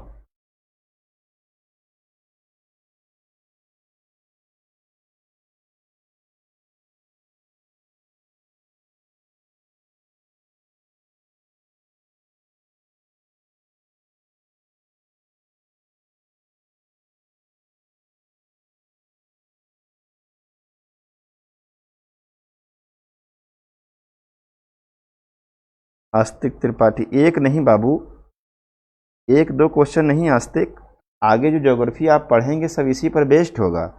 जो आप वेजिटेशन पढ़ेंगे, जो आप सॉइल पढ़ेंगे, है ना, हर हर हर हर टॉपिक को इसी के साथ लिंक करना है, एग्रीकल्चर को इसके साथ लिंक कर देना है। तो अब ज्योग्राफी इसी पर बेस्ड होगी, बहुत सारे प्रश्न सही हो जाएंगे। आईएएस में तो आप समझिए कि अब ये आपको हम एक गुरु मंत्र दे रहे हैं, समझ तो अगर जिसने अडाप्ट कर लिया तो वो समझ लो कोई काम उसका हो गया। चलो इसको अप्लाई करते हैं। अब इसको अप्लाई कैसे करना है ध्यान समझिएगा, हम समझाते हैं आपको, घबराना नहीं बिल्कुल। मान लो कि एक कोई कॉन्टिनेंट है और ये कॉन्टिनेंट कुछ इस तरह से ऐसे है, ये एक महाद्वीप है, मान लेते हैं कोई महाद्वीप, कल्पना कर लेते हैं, क्या फर्क पड़ता है। और ये मान लो कि विषुवत रेखा है, कौन सी रेखा है, विषुवत रेखा है, ठीक है ना। और ये मान लो 10 डिग्री है, जाहिर सी बात है कि ये क्या होगा, 10 डिग्री होगा। ये मान लो कि 30 डिग्री है, डिग्री कर लो, यहाँ पर भी 30 डिग्री कर लो, है ना। ये मान लो कि 45 डिग्री है, 5 कर लो, और ये भी मान लो 45 डिग्री है, कोई दिक्कत नहीं है। ये 60 डिग्री मान लो इसको, है ना, और इसको डिग्री मान लेते, डिग्री मान लो इसको। ये मान लो 5 डिग्री है, तो ये मान लो 90 डिग्री। नीचे जगह नहीं है, ऊपर ही बना दे रहे, ठीक है ना, कोई दिक्कत नहीं, चाहे ऊपर करो चाहे नीचे करो, कोई दिक्कत। अब समझो, आप अच्छे समझो। अगर मैं आपसे कहूं कि 0 डिग्री तो ये है विषुवत रेखा, विषुवत रेखा से लेकर के 0 से लेकर 10 तक साउथ नॉर्थ दोनों ले लिया, एक क्लाइमेट रीजन 1 होगा। कौन सा, विषुवत रेखीय जलवायु प्रदेश, इक्वेटोरियल क्लाइमेट रीजन यही होगा, ठीक है। किसी भी कॉन्टिनेंट में जाएंगे तो अगर ये रीजन दिख रहा है तो आप कहेंगे ये इक्वेटोरियल क्लाइमेट रीजन, ओके। अब 10 डिग्री से लेके 30 तक का जो ये वेस्टर्न सॉरी ईस्टर्न भाग होता है, ये वाला जो रीजन होगा, ये क्या होगा, क्लाइमेट नंबर 2, यानी मानसूनी क्लाइमेट यहाँ पर आपको मिलेगा। इसी प्रकार से अगर हम इधर की ओर देखें वेस्टर्न भाग, अब इसको आप किलोमीटर से मत देखिएगा, बस इसको एक मोटी मोटा समझ लेते हैं कि वेस्टर्न और ईस्टर्न, ईस्टर्न और वेस्टर्न समझते हैं, उसको कितनी दूरी में, हर महाद्वीप में दूरी अलग अलग हो जाती है, ये आप उस दूरी के चक्कर में मत पड़िए। तो अब ये क्या होगा, ये क्लाइमेट नंबर 4 हो जाएगा, यानी ये डिजर्ट यहाँ पर मिलेगा, तो ये जाहिर सी बात है क्लाइमेट नंबर 3 हो जाएगा, यानी कि ये मानसूनी, तो ये समाना और ये डिजर्ट हो जाएगा और स्थलीय, ओके। अब इधर देखो, ये 45 से लेकर के 30 तक ये कौन सा क्लाइमेट है, चाइना टाइप है, तो ये क्लाइमेट नंबर 5 हो जाए, ओके। और यहाँ पर देखो, ये देखो, ये क्या है, ये भूमध्य सागरीय जलवायु, वेस्टर्न भाग है ना, भूमध्य सागरीय है, तो ये क्लाइमेट नंबर 7 हो जाएगा। तो ये क्या हो जाएगा, स्ट्रेपी हो जाएगा, क्लाइमेट नंबर 6, ओके। इसी प्रकार से अगर 60 से 45 इधर देखें ईस्टर्न भाग में, तो ये क्या है, लॉरेंसियन है, यानी क्लाइमेट नंबर 8 हो जाएगा। तो इधर क्या होगा, आप कहेंगे ये ब्रिटिश तुल्य है, ये ब्रिटिश तुल्य है, तो ये क्या हो जाएगा, क्लाइमेट नंबर 10। तो ये मध्य में क्या हो जाएगा, साइबेरियन, तो ये क्लाइमेट नंबर 9। क्या होगा 9 हो जाएगा। ओके, इसी प्रकार से ये पूरा ले लेना है 60 से लेकर 70 तक, ये हो जाएगा 11, यानी कि टैगा क्लाइमेट रीजन हो जाएगा, टैगा हो जाएगा। और 75 से लेकर 90 तक क्या हो जाएगा, ये हो जाएगा, क्या हो जाएगा, तरह हो जाएगा कि नहीं हो जाएगा। ऐसे हर महाद्वीप पर इसको एज्यूम करना है। इसी प्रकार से आप चाहो तो इसको देख लो, ये देखो ये मानसूनी होगा कि नहीं होगा, ये 2 नंबर, और ये क्या होगा, ये 3 नंबर, और ये 4 नंबर, तो स्थल यहीं पर हो जाएगा। इसी प्रकार से यहाँ पर देखो चाइना टाइप है, तो ये 5 हो जाएगा, ये 6 हो जाएगा, और ये 7 हो जाएगा, नहीं हो जाएगा। इस प्रकार से यहाँ पर देखो तो ये 8 हो जाएगा, ये 9 हो जाएगा, और ये 10 हो जाएगा। फिर क्या होगा, ये 11 हो जाएगा, और ये 12 हो जाएगा, क्या हो जाएगा। कुछ बात समझ में आ रही है, नहीं समझ, कितने लोग समझे।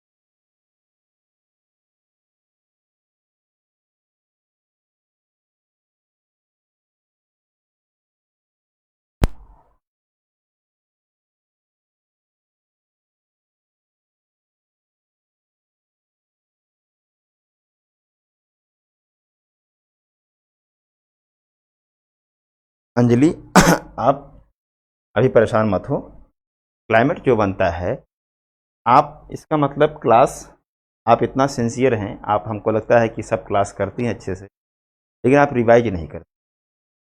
क्लाइमेट की परिभाषा हमने आपको पहली क्लास में बताई थी, क्लाइमेटोलॉजी।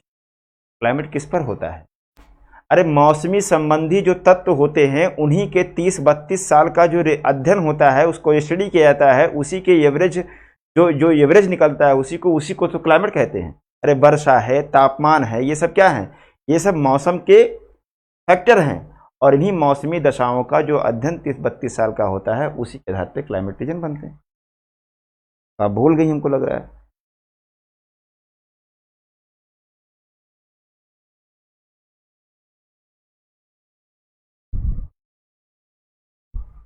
चलो इसको वर्ल्ड मैप पर देखते हैं।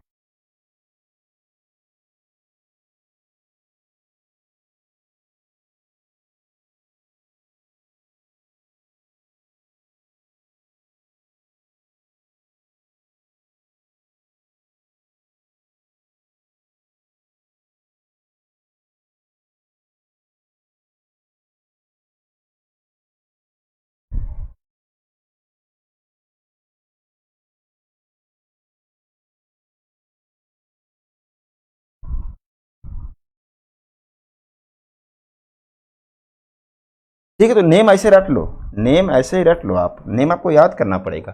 चाइना टाइप का मतलब चाइना के जैसी, हमने इसे चाइना टाइप लिखा ना, चाइना के जैसी जलवायु आपको साउथ अमेरिका में भी मिलेगा, आपको नॉर्थ अमेरिका में भी मिलेगा। तो चाइना के जैसी, जैसे लॉरेंसियन जलवायु है, तो लॉरेंसियन सेंट लॉरेंस नदी के नाम पर पड़ गया, तो ये वाली जलवायु यहाँ पर भी मिलेगी आपको, लॉरेंसियन के जैसी जलवायु। तो इसे जैसे मानसूनी, तो मानसूनी केवल यहीं नहीं मिलेगी, मानसूनी टाइप हर जगह मिलेगा, हर कॉन्टिनेंट मिलेगा। तो मानसूनी टाइप उन्हें उसके जैसी, डिजर्ट देखो, यहाँ डिजर्ट है, यहाँ डिजर्ट है, यहाँ डिजर्ट है, यहाँ डिजर्ट है, हर जगह डिजर्ट है, तो डिजर्ट की जैसी, तो हम उसको तुलनात्मक रूप से कहते हैं।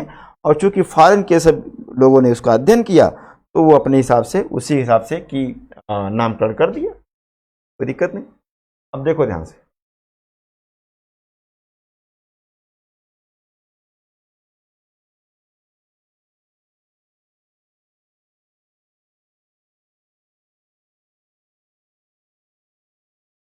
ये क्या है, इक्वेटोरियल यानी विषुवत रेखा इक्वेटर है, तो 10 डिग्री इसका लीजिए, और 10 डिग्री इसका लीजिए। तो ये रीजन होगा, ये रीजन क्या कहलाएगा, देखो ध्यान से, ये रीजन क्या होगा, ये रीजन होगा क्लाइमेट नंबर 1। क्लाइमेट नंबर 1, देखो क्लाइमेट नंबर 1 होगा कि नहीं होगा, क्लियर, यही इक्वेटोरियल क्लाइमेट रीजन। ठीक है, अब दूसरा देखो, दूसरा मान लो कि ये भैया हमारा 10 कर लो, इसको 10 कर लो, अब ऊपर छोड़ दो, जब कम जगह बचे तो इसको छोड़ देना चाहिए, उतना नहीं लेना चाहिए। अब इधर मान लो ये 30 है, ये 30 है, तो यहाँ पर क्या होगा, मानसूनी, यहाँ पर सवाना और ये मरुस्थलीय। तो अटाकामा डिजर्ट यहीं पर है ना, देखो अटाकामा मरुस्थलीय जलवायु हुआ कि नहीं हुआ, डिजर्ट आ गया कि नहीं आ गया। इसी प्रकार से अगर हम इसको ले लें 45 तक, मान लो कि ये 45 है, 45 डिग्री, तो ये क्या हो जाएगा, चाइना टाइप, ये 5 हो जाएगा, और ये भूमध्य सागरीय हो जाएगा नंबर 7, और ये नंबर 6 हो जाएगा। यानी कि बीच में स्ट्रेपी है, तो यही तो पंपास है, स्ट्रेपी में समशीतोष्ण घास ही तो मिलती है ना, तो पंपास तो यहीं पर हमने बताया था ना, अर्जेंटीना में, पराग्वे में, वही तो था। और इधर क्या है, इधर क्या है आपका भूमध्य सागरीय। चिली की राजधानी सेंटियागो के बारे में हमने मैपिंग सेक्शन में कराया था कि ये भूमध्य सागरीय जलवायु प्रदेश में अवस्थित। ओके, अब उतना छोड़ दो, हो गया। अब देखो, अब ये मान लो कि भैया यहाँ पर ये 30 है, ये 30 है, तो ये क्या हो जाएगा, मानसूनी क्लाइमेट नंबर 2, और ये क्लाइमेट नंबर 4 हो जाएगा। तो नामीबिया का मरुस्थल यहीं पर तो है ना, और ये बीच में क्या हो जाएगा, 3 नंबर। तो सवाना यानी सूडान के जैसी, तो सूडान वाली जलवायु यही तो है, यही तो सूडान वाला पूरा है सब एरिया, तो सवाना की जैसी जलवायु होगी। अब इधर देखो, ये मान लो 45 डिग्री है, तो ये क्या है, चाइना टाइप हो जाएगा, यानी 5 हो जाएगा, और इधर क्या हो जाएगा, नंबर 7 भूमध्य सागरीय हो जाएगा, और बीच में नंबर 6 हो जाएगा। यहीं पर तो स्ट्रेपी है, वेल्ड घास का मैदान, साउथ अफ्रीका में हमने बताया था कि वेल्ड के घास के मैदान मिलते हैं। और यहाँ पर केपटाउन कहा था हमने, याद करो मैपिंग में, केपटाउन के बारे में हमने कहा था कि ये भूमध्य सागरीय जलवायु में है, मेडिटेरियन टाइप में है, कहा था नहीं कहा था, ये सब मिल रहा है। और इसी प्रकार से अगर हम कहें ऊपर अफ्रीका में, देखो ध्यान से, तो देखो अगर ये 10 है तो इसको मान लो हम 30 कर लेते हैं, तो 30 कर लेते हैं। अब ये सब आगे इसी में जुड़ा हुआ है, तो चाहो तो इसको मानसूनी इतना कर लो, इतना मानसूनी कर लो, और इधर ये सब पूरा ये मरुस्थलीय है कि नहीं, 30 और ऊपर जाएगा, और ऊपर जाएगा, ये सब पूरा, इसको ऐसे कर लो, ये पूरा मरुस्थल आ जाएगा, ये पूरा मरुस्थल एरिया, देखो ये पूरा मरुस्थल, यही तो होगा ना, क्योंकि अब ये जुड़ा है एक में ना, एक ही में जुड़ा हुआ है, तो अब इसको अलग करने की कोशिश मत कीजिए। अब इधर देखो, ये 10 डिग्री अगर है तो हम कहेंगे भैया ये 30 है, तो ये 30 है कि नहीं है, 30 डिग्री है, तो जाहिर सी बात है कि ये सब पूरा क्या है, ये सब मानसूनी है कि नहीं है, ये सब मानसूनी है, ये सब मानसूनी है। नंबर 2 मानसूनी हो गया। नंबर बी, थर्ड जो है, थर्ड में थोड़ा सा यहाँ पर सवाना मिलता है, सवाना मिलती ही नहीं, एशिया में यहाँ पर सवाना नहीं मिलेगा, ये सीधे क्या मिल जाएगा आपको, मरुस्थल पूरा ही मिलेगा, ये सब पूरा मरुस्थल रीजन है कि नहीं है। इसी प्रकार से 30 के बाद अगर हम चलें, कहाँ पर चले जाएंगे, हम 45 तक जाएंगे, तो 45 तक जाएंगे तो ये लॉरेंसियन, सॉरी चाइना टाइप है कि नहीं, ये देखो चीन यहाँ पर है कि नहीं है, यहाँ चाइना टाइप में क्या हो जाएगा, नंबर 5, और ये बीच में देखो सब, ये सब आपको स्ट्रेपी मिलेगा, ये सब यूक्रेन आदि जो भी बताया था हमने, सब स्ट्रेपी मिलेगा, ये सब स्ट्रेपी हो जाएगा, तो यहाँ स्ट्रेपी आ जाएगी। और इधर देखो ये सब भूमध्य सागरीय है, ये सब क्या हो जाएगा, भूमध्य सागरीय हो जाएगा, ये नंबर 7 हो जाएगा। भूमध्य सागरीय है कि नहीं, सब सब वही, इटली है, फ्रांस है, जर्मनी है, पुर्तगाल है, ये सब क्या है, भूमध्य सागरीय जलवायु है। और अगर हम इसको कर दें कितना, 60 कर दें, तो ये क्या हो जाएगा, ये लॉरेंसियन चल रहा है, ये लॉरेंसियन जलवायु है कि नहीं है, लॉरेंसियन हो जाएगा, यानी कितना नंबर, 8 नंबर हो जाएगा। ये साइबेरियन है कि नहीं, 9 नंबर। और ये देखो ब्रिटेन है कि नहीं, यहाँ पर देखो ब्रिटेन है कि नहीं है, तो ये ब्रिटिश तो हो जाएगा, 10 नंबर हो जाएगा, ठीक है। इसी प्रकार से ऊपर देखो, ये 75 पे ये क्या हो जाएगा, टैगा हो जाएगा, यानी 11 नंबर हो जाएगा टैगा, और ऊपर जाएंगे तो ये 12 नंबर तुंद्रा मिलेगा। इसी प्रकार से यहाँ पर आप देखो, ये देखो, ये मान लो कि ये 30 डिग्री है, 30 होगा, इतना पतला छोड़ देते हैं, इसको कहते हैं महासागरीय जलवायु। ये सब महासागर का इफेक्ट होगा, यहाँ पर एक जैसा मौसम रहता है हमेशा, इसमें कोई बदलाव नहीं होगा। तो अगर हम कहें कि ये 30 है तो जाहिर सी बात है ये 45 होगा, तो ये चाइना टाइप होगा कि नहीं होगा? चाइना टाइप होगा। क्या होगा? नंबर 5। बीच में नंबर 6 स्ट्रेपी आ जाएगा। ये नंबर 7 भूमध्यसागरीय कैलिफोर्निया में है कि नहीं है? अब देखो यहाँ पर हम कहेंगे ये लॉरेंसियन है, नंबर 8 हो जाएगा। यहाँ बीच में साइबेरियन नंबर 9 हो जाएगा, और यहाँ ब्रिटिश तुल्य है, ब्रिटिश कोलंबिया आदि पड़ता है, 10 नंबर हो जाएगा। फिर यहाँ पर अगर हम कहेंगे यहाँ पर क्या होगा? टैगा होगा, यानी 11 होगा, और ऊपर क्या होगा? 12 हो जाएगा। क्या हो जाएगा? इस तरह से डिवीजन करना है। इसी प्रकार से आप ऑस्ट्रेलिया में कर लो।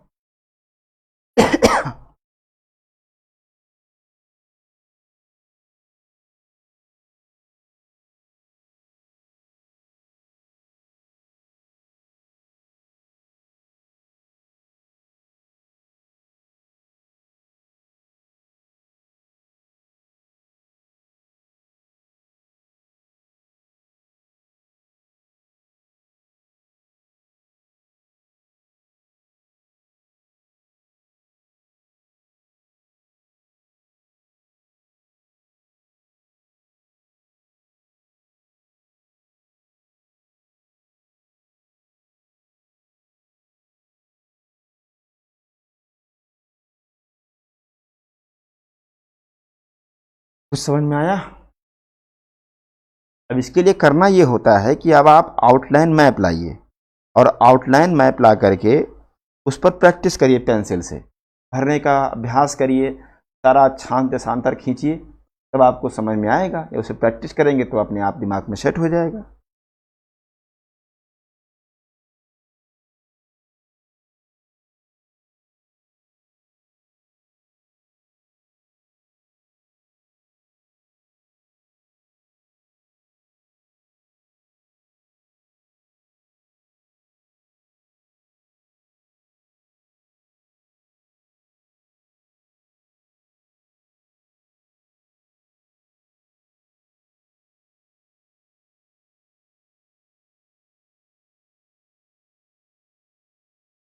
चलो एक बार और याद करते हैं इसको।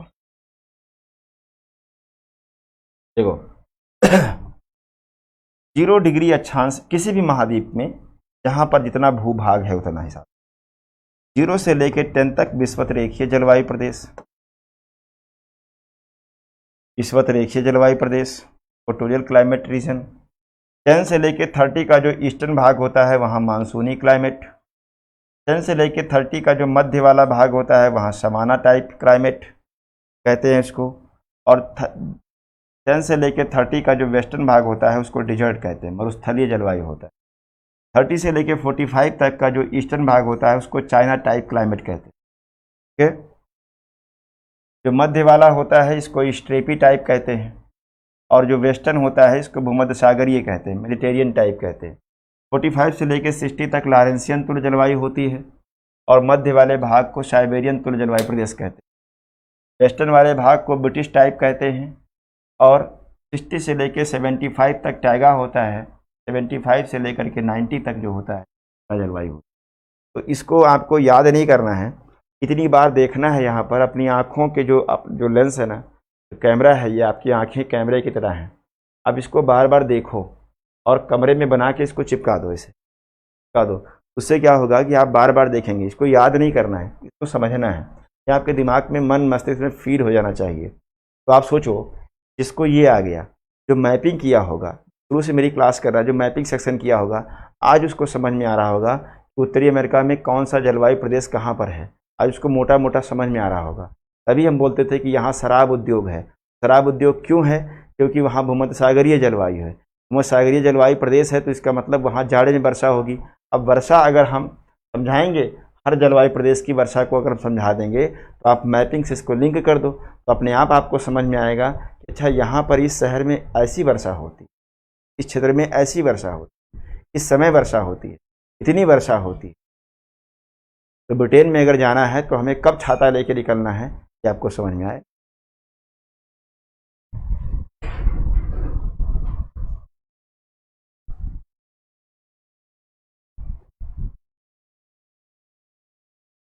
टाइगर साइबेरियन अलग है अंकुर सिंह जी।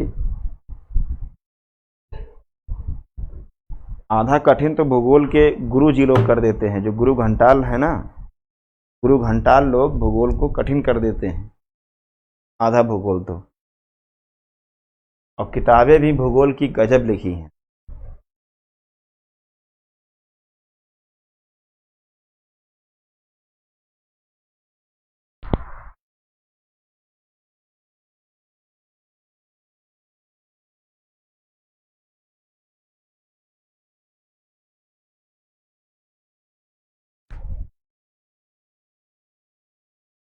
131 शेर किया बालकृष्ण ने अकेले आज, लेकिन फिर भी 500 नहीं हुआ, नहीं होगा ना।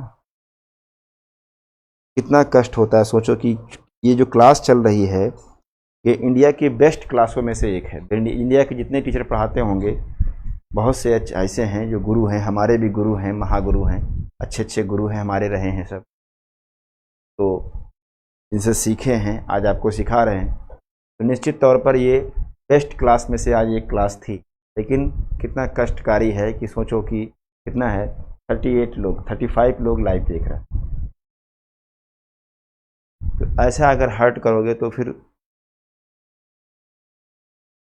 जो लोग भी देख रहे हैं उनसे भी एक बार निवेदन है, नेक्स्ट वीक हम देखेंगे। नेक्स्ट वीक क्लाइमेट ख़त्म भी होगा, और इसके बाद अगर इस तरह से स्थिति रही नेक्स्ट वीक में भी, तो धन्यवाद, bye bye, take care. Next week में मिलते हैं, तब बताएंगे आपको एक एक क्लाइमेट की वर्षा। जैसे देखो, हल्का सा हिंट दे के जा रहे हैं, हल्का सा हिंट दे के जा रहा हूँ। आपने सब कुछ पढ़ा हुआ है, अब इस जलवायु को देखिए, 0 से लेकर 10 डिग्री तक का हिस्सा देखिए। 0 से लेकर 10 डिग्री तक का जो हिस्सा होगा उसमें क्या मिलेगा आपको? वहाँ पर आप कहेंगे आपतन कोण सर्वाधिक होगा, और आपतन कोण सर्वाधिक होगा तो वहाँ का तापमान क्या होगा? सर्वाधिक होगा कि नहीं होगा? और वहाँ का आपतन कोण सर्वाधिक होगा तो वहाँ का तापमान भी सर्वाधिक होगा, और तापमान सर्वाधिक होगा, देखो ध्यान से, चलो समझाते हैं।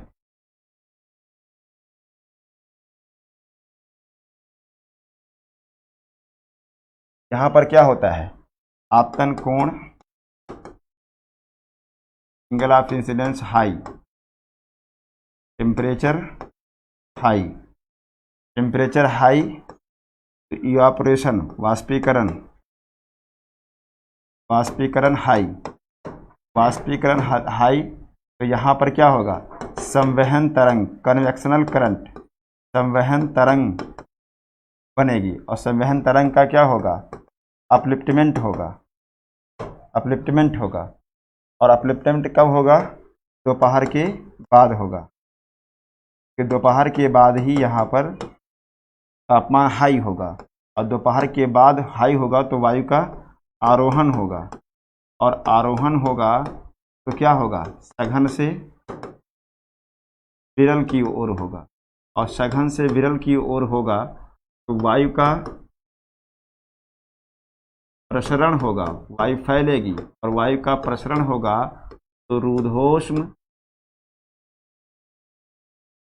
शीतलन होगा, और ऊर्ध्वोष्म शीतलन होगा तो तापमान में क्या होगी? कमी आएगी। तापमान में कमी आएगी तो RH में वृद्धि होगी, और RH में वृद्धि होगी तो फिर क्या होगा? संघनन होगा, और संघनन होगा तो क्या बनेगा? जलबूंद बनेगा या हिमकण बनेगा, और जलबूंद बनेगा तो क्या होगी? वर्षा होगी। और वर्षा जो होगी वो तापमान कब बढ़ता है? दोपहर के बाद। तो सामान्यतः वर्षा कब होगी? दोपहर के बाद होगी, विद्युत गर्जन के साथ होगी, कम समय के लिए होगी, अधिक मात्रा में होगी। तो इस जलवायु प्रदेश में हाई टेम्परेचर होने के कारण कौन सी वर्षा होगी? संवहनीय वर्षा होगी, कन्वेक्शनल रेनफॉल होगी। तो यहाँ का टेम्परेचर पूरे वर्ष अधिक रहता है, पूरे वर्ष तापमान अधिक होने के कारण यहाँ पूरे वर्ष वर्षा होती है। हाँ, ये जरूर है कि सूर्य के उत्तरायण और दक्षिणायन हो जाने के कारण थोड़ा तापमान में कमी आती है, इसलिए यहाँ जो भारी वर्षा होती है वो अप्रैल के महीना में होती है और अक्टूबर के महीने में होती है। भारी वर्षा होती है, प्रतिदिन वर्षा होती है, सामान्यतः दोपहर के बाद होती है, विद्युत गर्जन के साथ होती है, कम समय के लिए होती है, अधिक मात्रा में होती है। यहाँ वर्षा 250 सेंटीमीटर से अधिक होती है। 250 सेंटीमीटर से अधिक वर्षा यहाँ पर आपको देखने को मिलेगी, एनुअल रेनफॉल जो यहाँ पर होती है, भारी वर्षा होती है। तो अब देखिए ध्यान से, हम कह सकते हैं यहाँ पर ये कैसा क्षेत्र है जहाँ पर हम जाएं अगर कभी भी घूमने तो हमें दोपहर के बाद सतर्क रहना है। दोपहर के बाद घर से बाहर अगर निकलना है यहाँ पर तो हमेशा छाता लेकर के ही निकलना पड़ेगा, क्योंकि दोपहर के बाद यहाँ वर्षा हो सकती है। तो अगर मैं आपसे कहूँ, ध्यान समझिएगा, मान लो कि ये अफ्रीका है, तो ये 0 डिग्री अगर है तो ये मान लो 10 डिग्री है और ये भी मान लो 10 डिग्री है। तो यहाँ पर क्या है, अब ये इस क्षेत्र में वर्षा अगर आप देखिए तो कौन कौन सा देश है यहाँ पर, गैबन है, कांगो है, जायरे है, युगांडा है, केन्या है, बुरुंडी है, सोमालिया है, ये सारे देश यहाँ पर हैं। तो यहाँ पर क्या होगा, वर्षा दोपहर में होगी, विद्युत गर्जन के साथ होगी, कम समय के लिए होगी, संवहनीय वर्षा होगी। वर्षा पूरे साल में मिलाया जाए तो 200 सेंटीमीटर 250 सेंटीमीटर से अधिक वर्षा होगी यहाँ पर। तो यही कारण है कि यहाँ पर घने जंगल मिलेंगे, वन की सघनता अधिक होगी, और वन की सघनता अधिक होगी, टेम्परेचर अधिक होगा, जिस कारण से यहाँ पर प्रकाश संश्लेषण की क्रिया भी अधिक होगी और प्रकाश संश्लेषण की क्रिया अधिक होगी तो बायो प्रोडक्टिविटी अधिक होगी, और बायो प्रोडक्टिविटी अधिक होगी तो बायोडाइवर्सिटी भी यहाँ अधिक होगी। बायोडाइवर्सिटी अधिक होगी तो बायोमास भी अधिक होगा। टेम्परेचर और वर्षा अधिक होने के कारण यहाँ पर लेटराइजेशन का प्रोसेस होगा। तो यहाँ की मृदा कैसी होगी, यहाँ की मृदा लेटराइट होगी। यहाँ पर कैसे वन होंगे, कठोर तने वाले होंगे, क्योंकि प्रकाश संश्लेषण यहाँ अधिक होगा तो यहाँ कठोर लकड़ियाँ पाई जाएंगी, घने वृक्ष होंगे, लेटराइट मृदा होगी। जंगल यहाँ पर बहुत घने हैं तो यहाँ पर एग्रीकल्चर कैसे होगा, स्लैश एंड बर्न एग्रीकल्चर होगा, यानी स्थानांतरणशील कृषि होगी। यहाँ पर समझ में आ रहा है कि नहीं आ रहा है? जो यहाँ के रहने वाले लोग होंगे उनकी स्किन कैसी होगी, उनकी स्किन काली होगी। सूट बूट पहनेंगे, नहीं पहनेंगे सूट बूट, यहाँ पर सूट बूट पहनेंगे तो उनको गर्मी लगेगी, खुले वस्त्र पहनेंगे।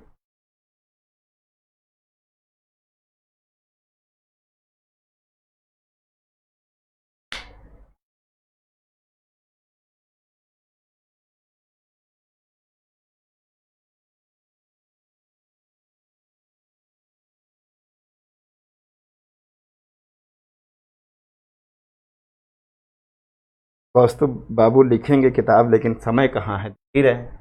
अब यही सब समय अगर हम किताब लिखने को देते तो किताब बन जाती। समय ही नहीं है, 1 मिनट अपने ज़िंदगी के लिए समय नहीं है, माँ बाप के लिए समय नहीं है। तब आप लोगों को इन लोगों को दे रहा हूँ, लेकिन ये लोग समझ नहीं रहे हैं कीमत होता है, और कोई बात थोड़ी। अपना जीवन हमने पूरा जीवन न्यौछावर कर दिया। तो किसी से आप मेरे बारे में पूछेंगे तो आपको समझ में आएगा कि मैंने अपने जीवन का सुख नहीं लिया, और चाहते तो सारा सुख मेरे पास आ जाएगा। लेकिन हट तभी होता हूँ कि जो हमको जितना मिलना चाहिए, प्रसिद्धि, पॉपुलैरिटी, वो ये लोग नहीं चाह रहे हैं। ये लोग चाहते तो अब तक पता नहीं कहाँ पहुँचा देते हम लोगों को, हम सबको, पूरी टीम को। 2-4 लोगों को छोड़ करके, नहीं कह रहा हूँ, अच्छे हैं 2-4 लोग इसमें। इस तरह से ये आपको समझ में आ रहा है। तो हम कह सकते हैं, देखो ध्यान से, ध्यान से देखो,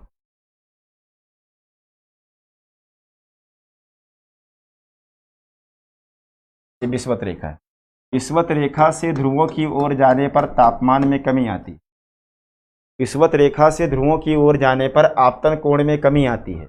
आपतन कोण में कमी आने के कारण तापमान में कमी आएगी। तापमान में कमी आने के कारण वाष्पीकरण के दर में कमी आएगी। वाष्पीकरण के दर में कमी आएगी तो वर्षा की मात्रा में भी कमी आएगी। सर्वाधिक वर्षा यहाँ होगी, सबसे कम वर्षा यहाँ होगी। ऐसा होता है कि नहीं होता? वर्षा की मात्रा में कमी आएगी तो वनस्पति की सघनता में कमी आएगी। तापमान में कमी आएगी तो प्रकाश संश्लेषण में कमी आएगी। तो जब हम कहेंगे प्रकाश संश्लेषण में कमी आएगी तो जैव उत्पादकता में कमी आएगी, और जैव उत्पादकता में कमी आएगी तो जैव विविधता में कमी आएगी। सबसे सघन वन यहाँ होंगे, सबसे विरल वन यहाँ होंगे ही नहीं वन। लाइकेंस होगा, एल्गी होगा, सघनता सबसे अधिक, सबसे विरलता कम। हो जाएगी। जैव विविधता सर्वाधिक यहाँ पर होगी, बायोडाइवर्सिटी, यहाँ डाइवर्सिटी क्या होगी, सबसे कम होगी कि नहीं होगी। बायोमास सबसे अधिक यहाँ होगा कि नहीं होगा, यहाँ बायोमास कम होगा। तो ये सब खेल है, कुछ सीखना है, सीख लोगे तो मजा आ जाएगा फिर।